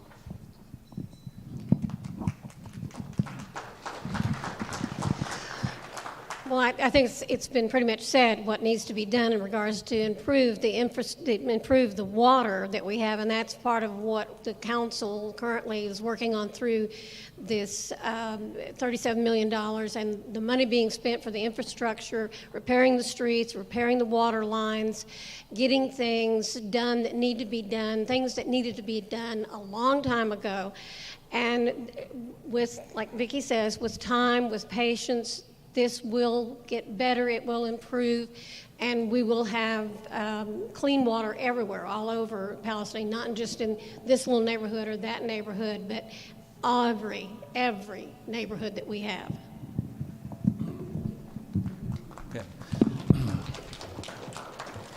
Okay. I'm gonna piggyback a little bit off of what Justin was saying. That the line from the Nature's River is key. When I was on council, we looked at that line and found out, we did a research on that line, that if that line goes down, the water, you think the water tower crisis was something, that would be something, and that line is dramatically old. So what I would say is that we definitely need to put in some long-term planning when it comes to developing that line, because that's where it starts there. Also, we on average probably have about 5 to 10 boil water notices every month. And so that right there tells you that the infrastructure is in dire need of looking at. So the way we fix the taste, we need to start even looking at what we put into our water as well. Do we really need it? Is it regulated by the state and the federal government that we put in, or what are we treating it with? Also grants, the state and federal grants. The state and federal has grant money that we can reach out to replace these lines, but we have to lead and guide the city manager into applying for those funds to set that in motion, because we cannot go without that line. That one line, if it goes down, then trust me, every chair in this chamber will be filled. So please, like I said, y'all are the bosses. So basically, we need y'all to tell us to do it. And so once we get that guidance and quit putting kicking the can down the road, because every council I've been to has been kicking the can down the road, we have to make that a priority. It can get done.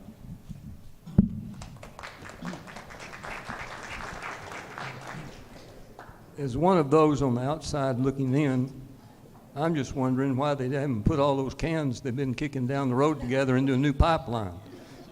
In the meantime, first thing, is there a PVC insert that could be placed into the existing pipeline to give us more time in order to construct a brand new up-to-date pipeline?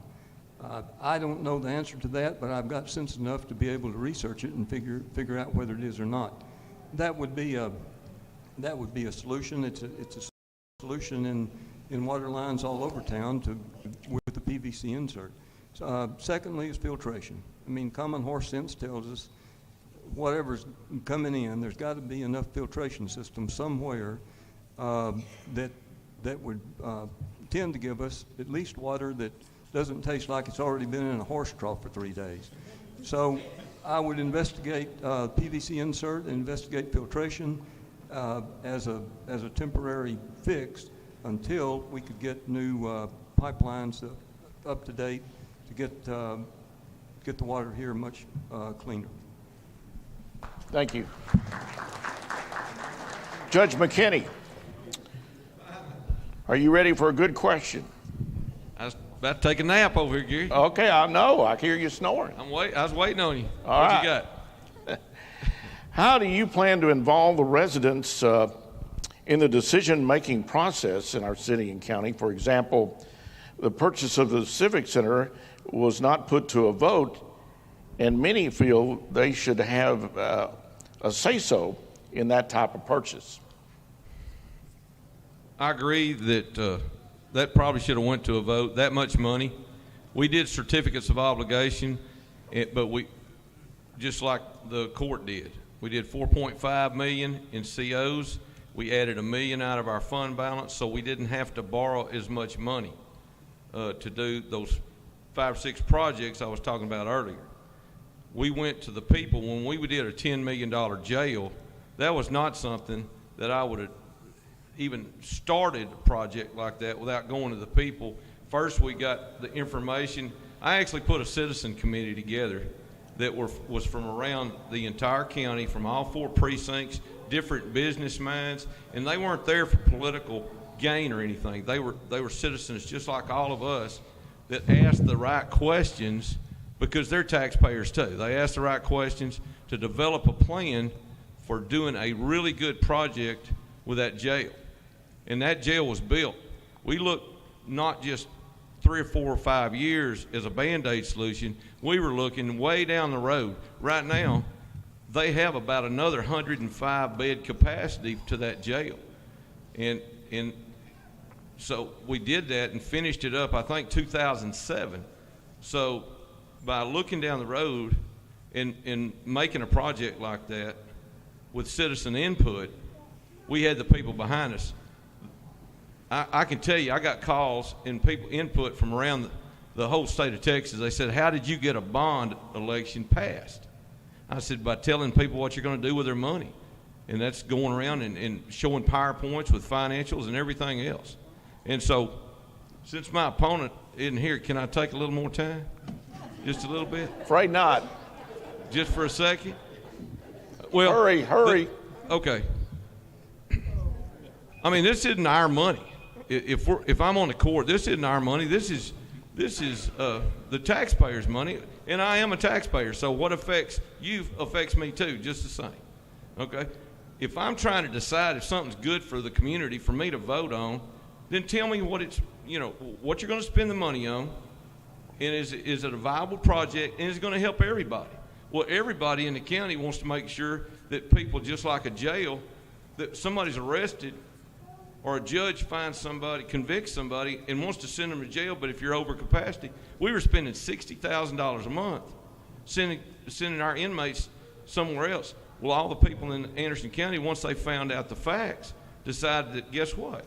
We'd rather spend our money in Anderson County to build our own jail and not pay for somebody else's. So it's the same thing. On the Civic Center, I don't know. I mean, I've seen the pictures that were posted on Facebook. But the thing is, that building was built back in the 70s. You're fixing to put $8 million into an old building. We looked at the very same thing with the annex. We were going to try to use the slab for the old Kroger building, okay? And I hadn't looked at the plans for the Civic Center, but when we got into it and architects looked, they were going to have to cut so many places for bathrooms and plumbing that it was going to be so many cuts in that slab, then we would have had plumbing problems. So we decided the best thing for Anderson County citizens is to take out the slab and put a brand new slab down. And they're not having plumbing problems, okay? So, tell people what you're spending their money for, and they're probably going to vote for it if it's going to be good for the community. If it's not, at least you've got their input now. And they deserve to have that opportunity when you're spending that amount of money. Okay? And the ones we did the COs on, every one of those were needs. We need parking, we need more office space. Everything that we did with that money was All a right, need. thank you, thank you. Okay.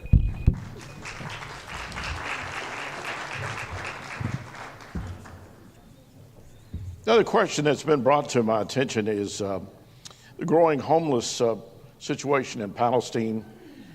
And also a question that's popped up, what can be done to better help our youth? And also, what can be done to keep child predators off our streets? We'll pose this question to our candidates running for mayor, and we'll begin with you, Ava, this time, okay? Go ahead. Well, in regards to homeless, I know that there are a lot of programs out there like the Hope Station to help out people who are on difficult times, a place for them to go. There are other organizations like Salvation Army that try to help those. As far as the youth, I think that a lot of the problems start, with education, with the parents and talking to their kids in regards to the right things to do, the wrong things, making sure that the kids that you're running around with are good kids. And it also has to do with the schools, I think, and the schools teaching some of the things that are good and healthy for the kids. There's a lot of things, yes, that can be done here, and it just takes a time to get the programs together. I think that also the organization called We Care, they are doing a lot to try to make neighborhoods better, and they have neighborhood blocks. They're working on getting a friendship house in District 2 where kids that were used to be called latchkey kids and still in a way are called latchkey kids, when they come home from school because the parents are working and the kids are, rather than being at home by themselves, they can go to the friendship house, have assistance with their homework. There's just a lot of things out there that can be done, but it takes a matter of people working together and willing to do those things that need to be done to make this a better environment, and helping out the homeless, helping the young kids, and making sure that with the police department, that those people who are a little too friendly with children, that they are moved on to somewhere else to be. Thank you. All right, Justin.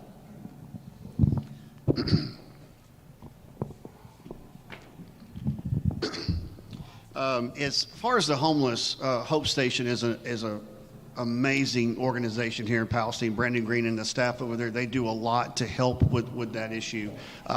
Getting the community more aware and having the community's involvement in wanting to help out with this issue would go a long way. As far as the youth, as an educator that deals with 120 kids every single day, to help our youth, number one, we need, this is an opinion, so take it for what it's worth. I think we should put more emphasis on the parents, okay? It has to start at home. As a teacher, we are required to not only educate students, but we clothe them, we feed them, and we give them transportation. I know at PISD, a good percentage of our student body lives in poverty, and they don't even eat unless they are at school. That is why our school district cooks and delivers food year-round, all right? But there's things that we can do. It has to start at home. PISD offers a TASTE program for after-school things. There's the YMCA. There are churches. There's other ways to do it. When it comes to child predators, we have to make sure we have the right district judges in place to nail these people and get them put away. There's no ifs, ands, or buts about that. We need to have a good, strong judicial system, good police force, good sheriff's office, good DA to put these criminals behind bars where they go, and not have such a lax justice system that wants to grant appeal after appeal and just give up and let them have their free run. Thank you. Thank you. And Vicki? Okay, they've mentioned several organizations, and there are several in town. We just need to get together, get those organizations to come together so there won't be any repetition. Everybody have their own thing. The homeless, It would be wonderful if we could build a homeless shelter, a homeless community for them. That would be a wonderful thing. The children, I think they are in good care with PISD. They need additional, with the YMCA and what have you, baseball, they need additional things to do. They have to have things that will keep their mind occupied. As far as the predators, like Justin said, we just got to keep an eye on them. You got police staff, city, county, you got the judges. We just have to stay on time, upbeat with that, and ensure that they are put where they need to be put, away from the kids. Thank you. Thank you. Okay. Back when I was in college at TVCC, psychology, my psychology professor told me to do a research on homelessness in Palestine. So I went through, I had to figure out where the first place do I go. Do I just go to a person that I think is homeless for it? So what I did is this. I realized, I did the definition of homelessness. If you don't have running water, you don't have shelter over your head, or you don't have electricity to keep yourself warm. One of those three, if you're missing 2 out of 3 of those, you're homeless. Whether you stay in a house with anything, you're still homeless. So that's a big issue in Palestine. So basically, start with to find out if most of the homeless people, if they're dealing with mental issues or not. Then if they are dealing with mental issues, we have resources through through the hospital. And also, when it comes to our youth, we have massive underground wells in Palestine that we was about to tap off when it came to the freeze. Why not reach out to a water park company and say, hey, we got this water resource, which is your number one resource, to open up. Why not have them find out what they can do to tap into this resource that we're not even using, to maybe put a water park up in Palestine. Tyler doesn't have it. We would draw revenue in. Second of all, and then we have them to put our kids to work at that water park. Why not? I tell you, we can't keep doing business as normal because it's not getting us nowhere. We have to start thinking outside the box, and we have to start being proactive instead of reactive. And last but not least, it's real simple. If child predators, we get them, we need to make it real plain and clear to the judges that when it comes to child predators and you're found guilty, it's a zero tolerance to that. No place in Palestine for that. Thank you. Thank you.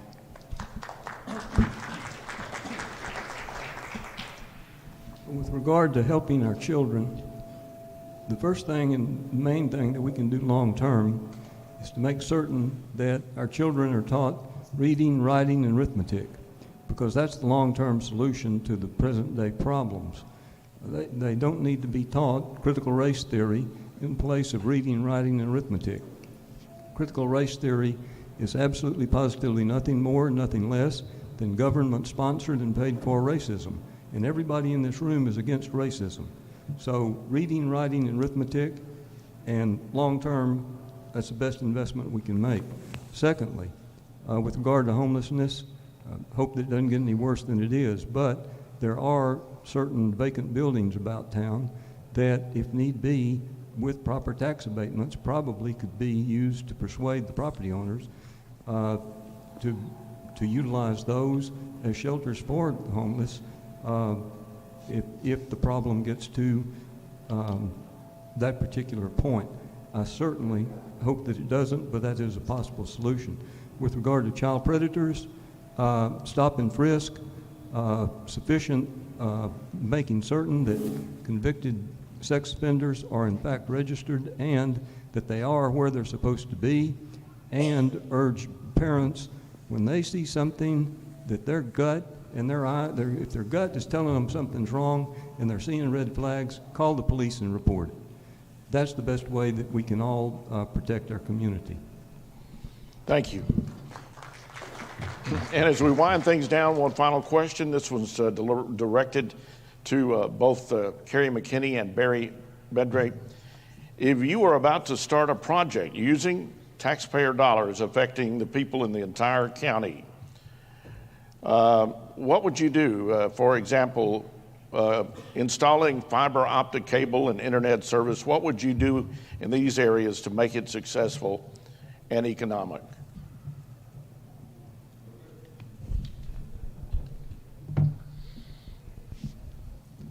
First off, I look at it, and I saw a lot of comments to Mr. Cox. I think that's East Texas Broadband. I read through there. I don't know how a man keeps up with all the comments. I mean, I got tired reading. But it's like, are you going to have it in our area? Are you going to have it in this area? When am I going to get broadband out here? And it's out in the rural areas and everything else. So I see that as a problem already, okay? Now, if you're going to do something, it'd be like, I think I can make it a good example. If you were going to build a big subdivision, okay, with later you're going to expand that subdivision, you're going to put in water lines that are large enough and set up your water lines where you can take, and y'all identify with this, you got to have enough water pressure so if you're on the house out on the end of that subdivision, you're going to have water pressure. It's not going to trickle out on you, right? So you got to plan this. It's the same thing with fiber optic. There should be a consultant that had been hired, a consultant that is a professional, because this is happening in the metroplexes. Find a consultant that can take and come in here and put a master plan for this entire county together, okay? Where all the fiber optics going to be located and when it's going to be served. And then you go out for a request for proposals. You bid this project. You don't just start laying lines somewhere and think, well, let's see, what are we going to do now? Okay? You have a plan. It's like building a building. You got to have a plan to start with. I've seen no master plan. Frankston, Elkhart, Natchez, Westwood, all the school districts, Slocum, all those people live in Anderson County. We ought to be making sure that we're going to take care of everybody, including the people that live in the city of Palestine. So, everybody ought to be included on that. Okay? All right. All right. And then once you get your plan, then you start and you do the RFP and somebody, and let me just say this, okay? Lowest bid is not always best bid. I know we did a roof on a county building one time, and they didn't do the flashing work. They might have been the cheapest bid, but they weren't the best bid, okay? So when your roof is leaking right after you put a roof on, and they didn't do the flashing work, they were the low bid, see? And then I inherited a roof that I had to fix. Okay. Time's up. All right. Mr. Bedray. All right, I'm going to make this a little more simple. First of all, it all comes back down to transparency, and I think, the question of how would you approach a project? Well, as I learned in school and most business people know, is that you do a study, a feasibility study, to even see if the project is something we need or something we want, and that's going to come down to asking the citizens first, is this something that the majority of the people want and think we need? And then secondly, is it going to make everybody, not just a group close to that project, happy? So simple answer is involve the people. However you do it. It could be online, it could be question and answers, it could be Westwood Watchdog, I don't care. But let people have the opportunity to state their opinion on that project. And if you have to hide it or if you have to keep it from the people, then it's probably not worth doing. There's probably a reason they don't want to talk about it. So my answer to that is just be transparent. And then you go and you do the nuts and bolts and the details like Judge McKinney's talking about there. You put in the hours and the studies and the plan and the infrastructure ideas and all that. But you start by finding out if we have the need for it in the first place.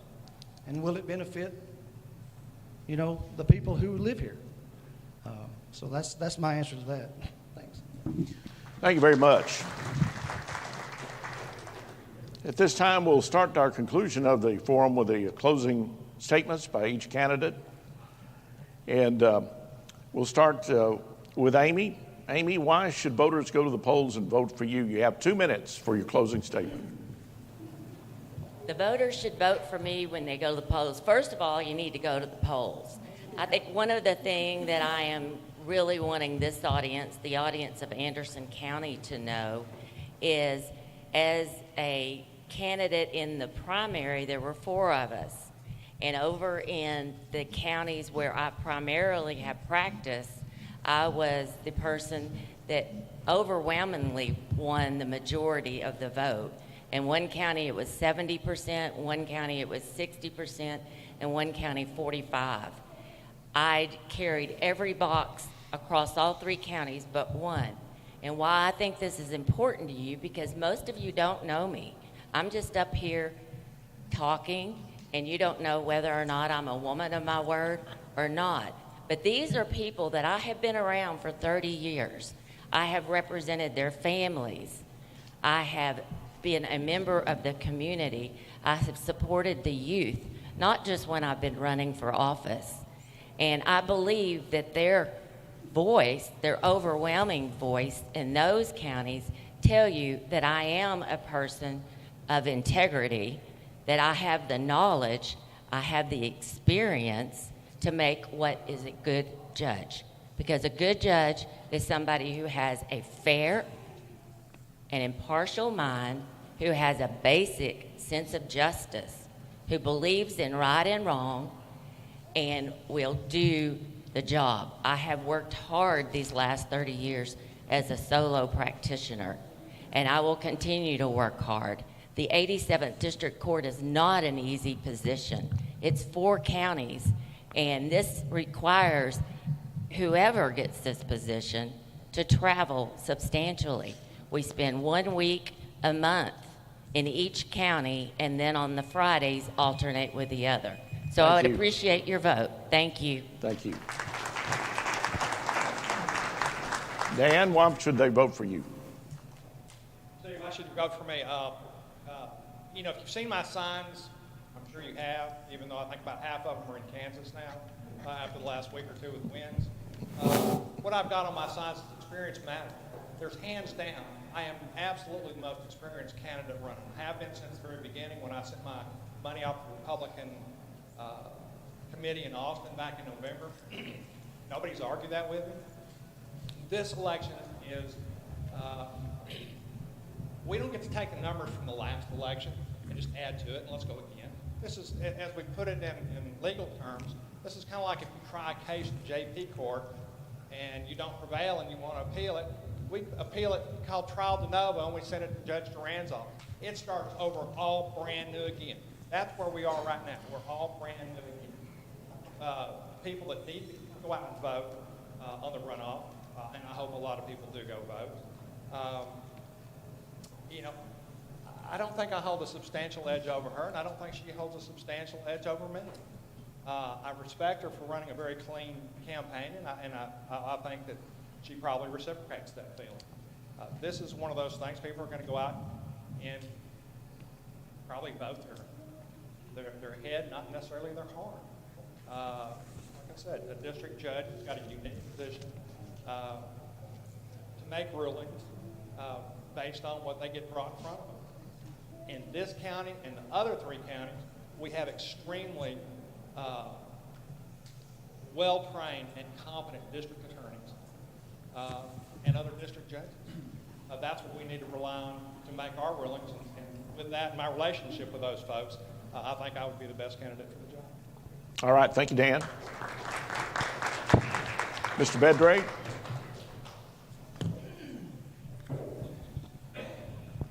All right, in closing, I'd like to do something very important, which is to thank my wife, Megan, who's she's a school teacher at Westwood, and even Lucas for putting up with us and us dragging him all over the county campaign. And he's a real trooper, and he's been a pretty good boy tonight, so I'm glad of that, and Dad's been helping too. But also I'd like to thank the Republican Club again for putting this on, and especially the people that came out. And I would encourage you, I mean, obviously y'all are going to vote, but you have neighbors, you have friends, you have families that won't. or they don't know who to vote for or what they should even worry about. And I think that is on y'all a lot to go out and speak to them and to make your ideas and your opinions count, because it kind of works like a tree, you know. As you get out the branches, everybody kind of spreads the knowledge.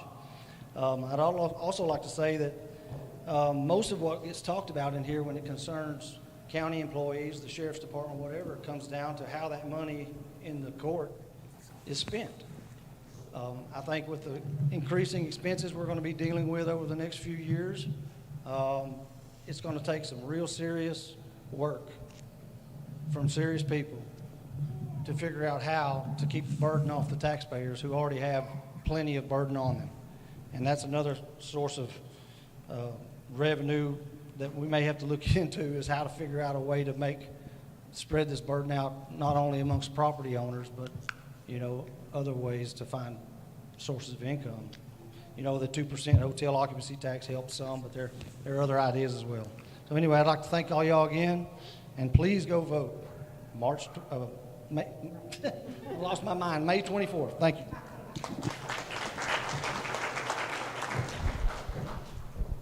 Judge?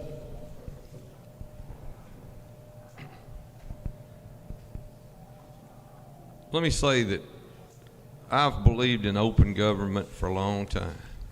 And I'll give you an example. When I started as county judge back in '99, the first budget I did, number one, I plugged every figure into that budget for 8 years. And we didn't have a computer program that you put in, okay, we want a $100 raise for everybody a month, or $50. You had to figure it. I went to an Excel class because I needed to be better at that, okay? And we were able to start doing some raises. So I'm not afraid of learning new concepts to communicate and make sure that you're giving information to the commissioners so they can make good, valid decisions armed with the right information. But I took that budget in '99, and back then you didn't have PowerPoint, or at least I didn't know anything about PowerPoint, but I had overlays. We had like 140 pages in the budget, and my administrative assistant and I took and made overlays, and I had an overhead projector. We put that entire budget up, the first time that was ever done in this county, on an overhead where everybody in the courtroom could see it, because that was a better way to communicate. Then I learned PowerPoint, and I put it up on PowerPoint. So I'm for open government. The other thing I'm for is standing up for our constitutional rights. And I'm going to tell you, I used to teach it to the 5th grades in some of the school districts here, and I learned from them. I ain't got much time, so she's going to cut me off here in a minute. The bell's going to ring.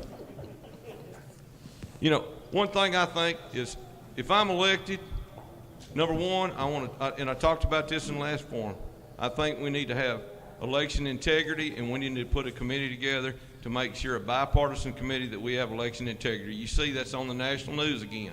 All of a sudden it's raised its ugly head, and there's bad things that may be happening behind the scenes. The other thing... Thank you.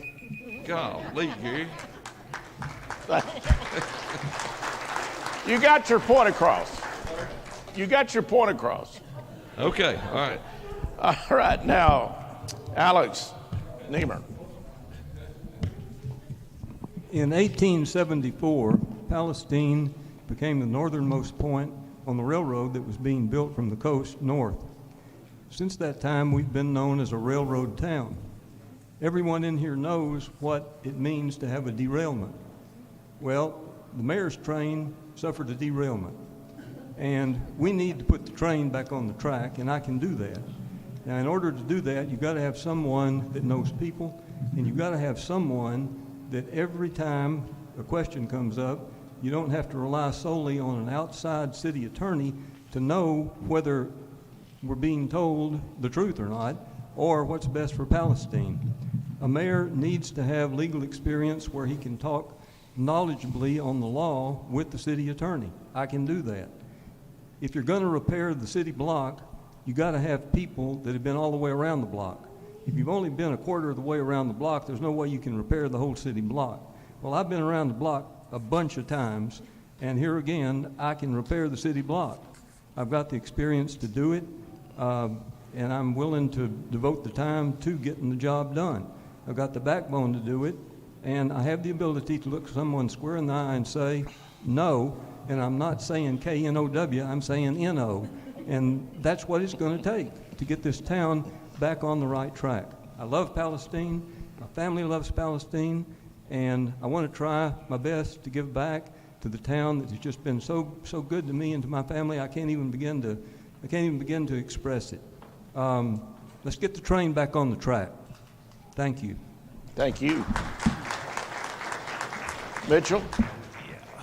I guess I'm going to stand up. Everybody else been standing up, so they're going to stand up. Okay, first of all, experience is good. It's great to have experience, especially with a job as the mayor. But what's even as good as experience is leadership.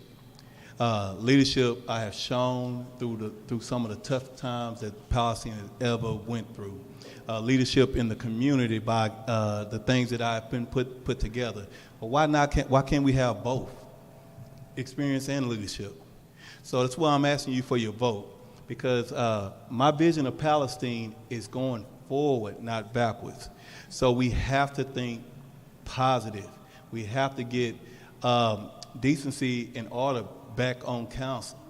And also, I believe this true-heartedly, that you out there are my bosses, not the other way around. I think we forgot how this thing works. I can't go to my boss and say, hey, I want you to do this and do that. You know what's going to happen? I get fired. So that's what y'all are supposed to do, and I respect that. So that's why I do not come to you like, oh, well, this is what I'm going to do, this is what I'm going to do. No, this is what do you want us to do? It's your money. So this, and until we understand that it's for the people, by the people, then we'll never get nowhere. And also, real quick, veterans, senior citizens, and the youth. And I'm going to add another one to this, which I gave a big Easter egg hunt this past Sunday. The handicap and the handicap and disability. We do not talk about them enough in city government, which they are Palestinian citizens as well, which they need more attention than most of us do, because they more at mercy to Palestine than anybody else. So we have to start recognizing veterans. Oh, we get a card? I didn't get the card. I'm sorry. We have to recognize veterans. We got to every single. I'm sorry. I was saying we have to recognize veterans every single council meeting. We have to find things and organize groups that can channel city resources to target handicapped senior citizens, because they're at the mercy of us. We have to get a mercy management a person in to where, when the tragedy happened, that they have a plan for the most vulnerable people in our community. We have to work alongside the county judges with major projects like water parks or infrastructure, because the city can't do it alone. Thank you so much. Okay, and then thank you. And also, thank y'all for hosting this. We really do appreciate y'all. Thank you. Yeah, I have to pick them. Okay. I think that I would make a good mayor, because one of the important things about being a mayor is a good listener, to listen to all the people out there in the community as to what their concerns are and what their needs are. And I think I have good leadership skills, considering that I served on several state boards. I also chaired several of them, and even locally here, I have been involved with several organizations and been the chairman of that board. I have that experience. But the mayor is more than just a person who chairs the council meetings. That mayor is also a member of that council, and it needs to be a person who works with everybody, who works with all of the council in moving this city forward. And I think I have the dedication, the desire, the blood, sweat, and tears, as people say, to move this city forward, to continue moving it on the good track that it is on. And I think as a mayor, being a good listener, and I think a lot of the people who are in District 2, as well as in other districts, know that I have an open phone policy. You have a question, you have a concern, you have a problem, give me a call. I have given my cell phone number out to just a lot of people in this community and have gotten phone calls from a lot of people. And as soon as I get a phone call, a concern, then I call the city hall, see what department's involved with that, and see if we can't fix some of the problems that are happening out there. I'm going to be closing and saying that don't forget that early voting starts April the 25th and goes through May the 3rd, and that the election day is May the 7th, and I would be honored to have your vote. Thank you.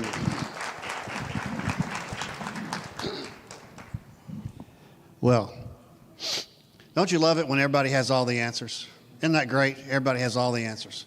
I don't have all the answers. I don't. But I have the ability to want to go and learn and educate myself on that. One of the things I'm going to educate you in the last 2 minutes is this. The city government that Palestine, Texas has is not set up where the mayor has authority and power. And our citizens, they don't understand that. I didn't understand that until I got on council. Our mayor is no different than our city council members, other than the fact they are the face in the city when tragedy strikes. That's it. A mayor cannot come in and say, I, my policy, this or that or this or that. I can't do it, and none of these great people sitting up here at this table with me can do that. We can't do it. The mayor of Palestine, Texas oversees the policymakers. That's what we do on city council. We don't come in and change things and rewrite the wheel and rewrite our city government. Our city charter does not allow that. In the past, we've had mayors who have forgotten that. And that's why we wound up with some of the problems that we have today.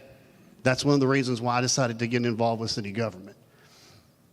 I'm asking for your vote for mayor, for that stability, the common sense that we have been lacking in our local city government for such a long time. I'm asking for your vote on that. Thank you. Thank you. All right, Vicki. Wow, being the last one, you learn a whole lot. You know, everybody said everything. I can just piggyback on everybody. But I just want to say that this has been very interesting, and I thank everyone who came out and supported it. I like to say, like Mr. Scarborough, I believe he said, experience matters. I've got 20 years on the council. The only reason I was on the council is because the previous district councilwoman encouraged me, pushed me to be on the city council in her place. I've been there ever since. So I'm not a talker, as you can tell. I'm a very good listener, and that's what you have to be when you're dealing with people, a lot of people. And I like to get things done. You know, I'm not talkative. I'm not throwing promises out there. If you want to hear a speech or something, I can do that at a certain time. But as for now, I'm not a talker. So if you're looking for a talker and a mayor, you got the wrong channel, wrong station, okay? I can do my job as a mayor, and I would appreciate your vote. I just want to get these things done, you know, with public safety, infrastructure. It's going to take a special person to do that. And I work with these guys. I work with them, and they are great. We work together. I just want to say, everyone needs to go vote. Encourage your friends, your family to go vote. Roll to the polls. Just get in the car. I don't care how you get there. Get in the car. Give me a call. I'll pick you up. But I would appreciate your vote for Mayor of Palestine, since I am the Mayor Pro Tem already. Thank you. Thank you very much. Before we close, we want to thank some people. Recognize them, the Anderson County Republican Party. They've done a great job putting this together, along with longtime community supporters. I don't know of anyone who supports our community better than Joe and Ann Coleman. Thank you, Joe and Ann, for sponsoring the event. Thanks to Tex. He does a great job with the technical aspect with the camera. And thanks to all our candidates who came out. Thanks to you. And then we encourage you to vote. Get out, exercise your right to vote. If you don't vote, don't complain. So get out and exercise your right to vote. Thank you for being with us. Thank you.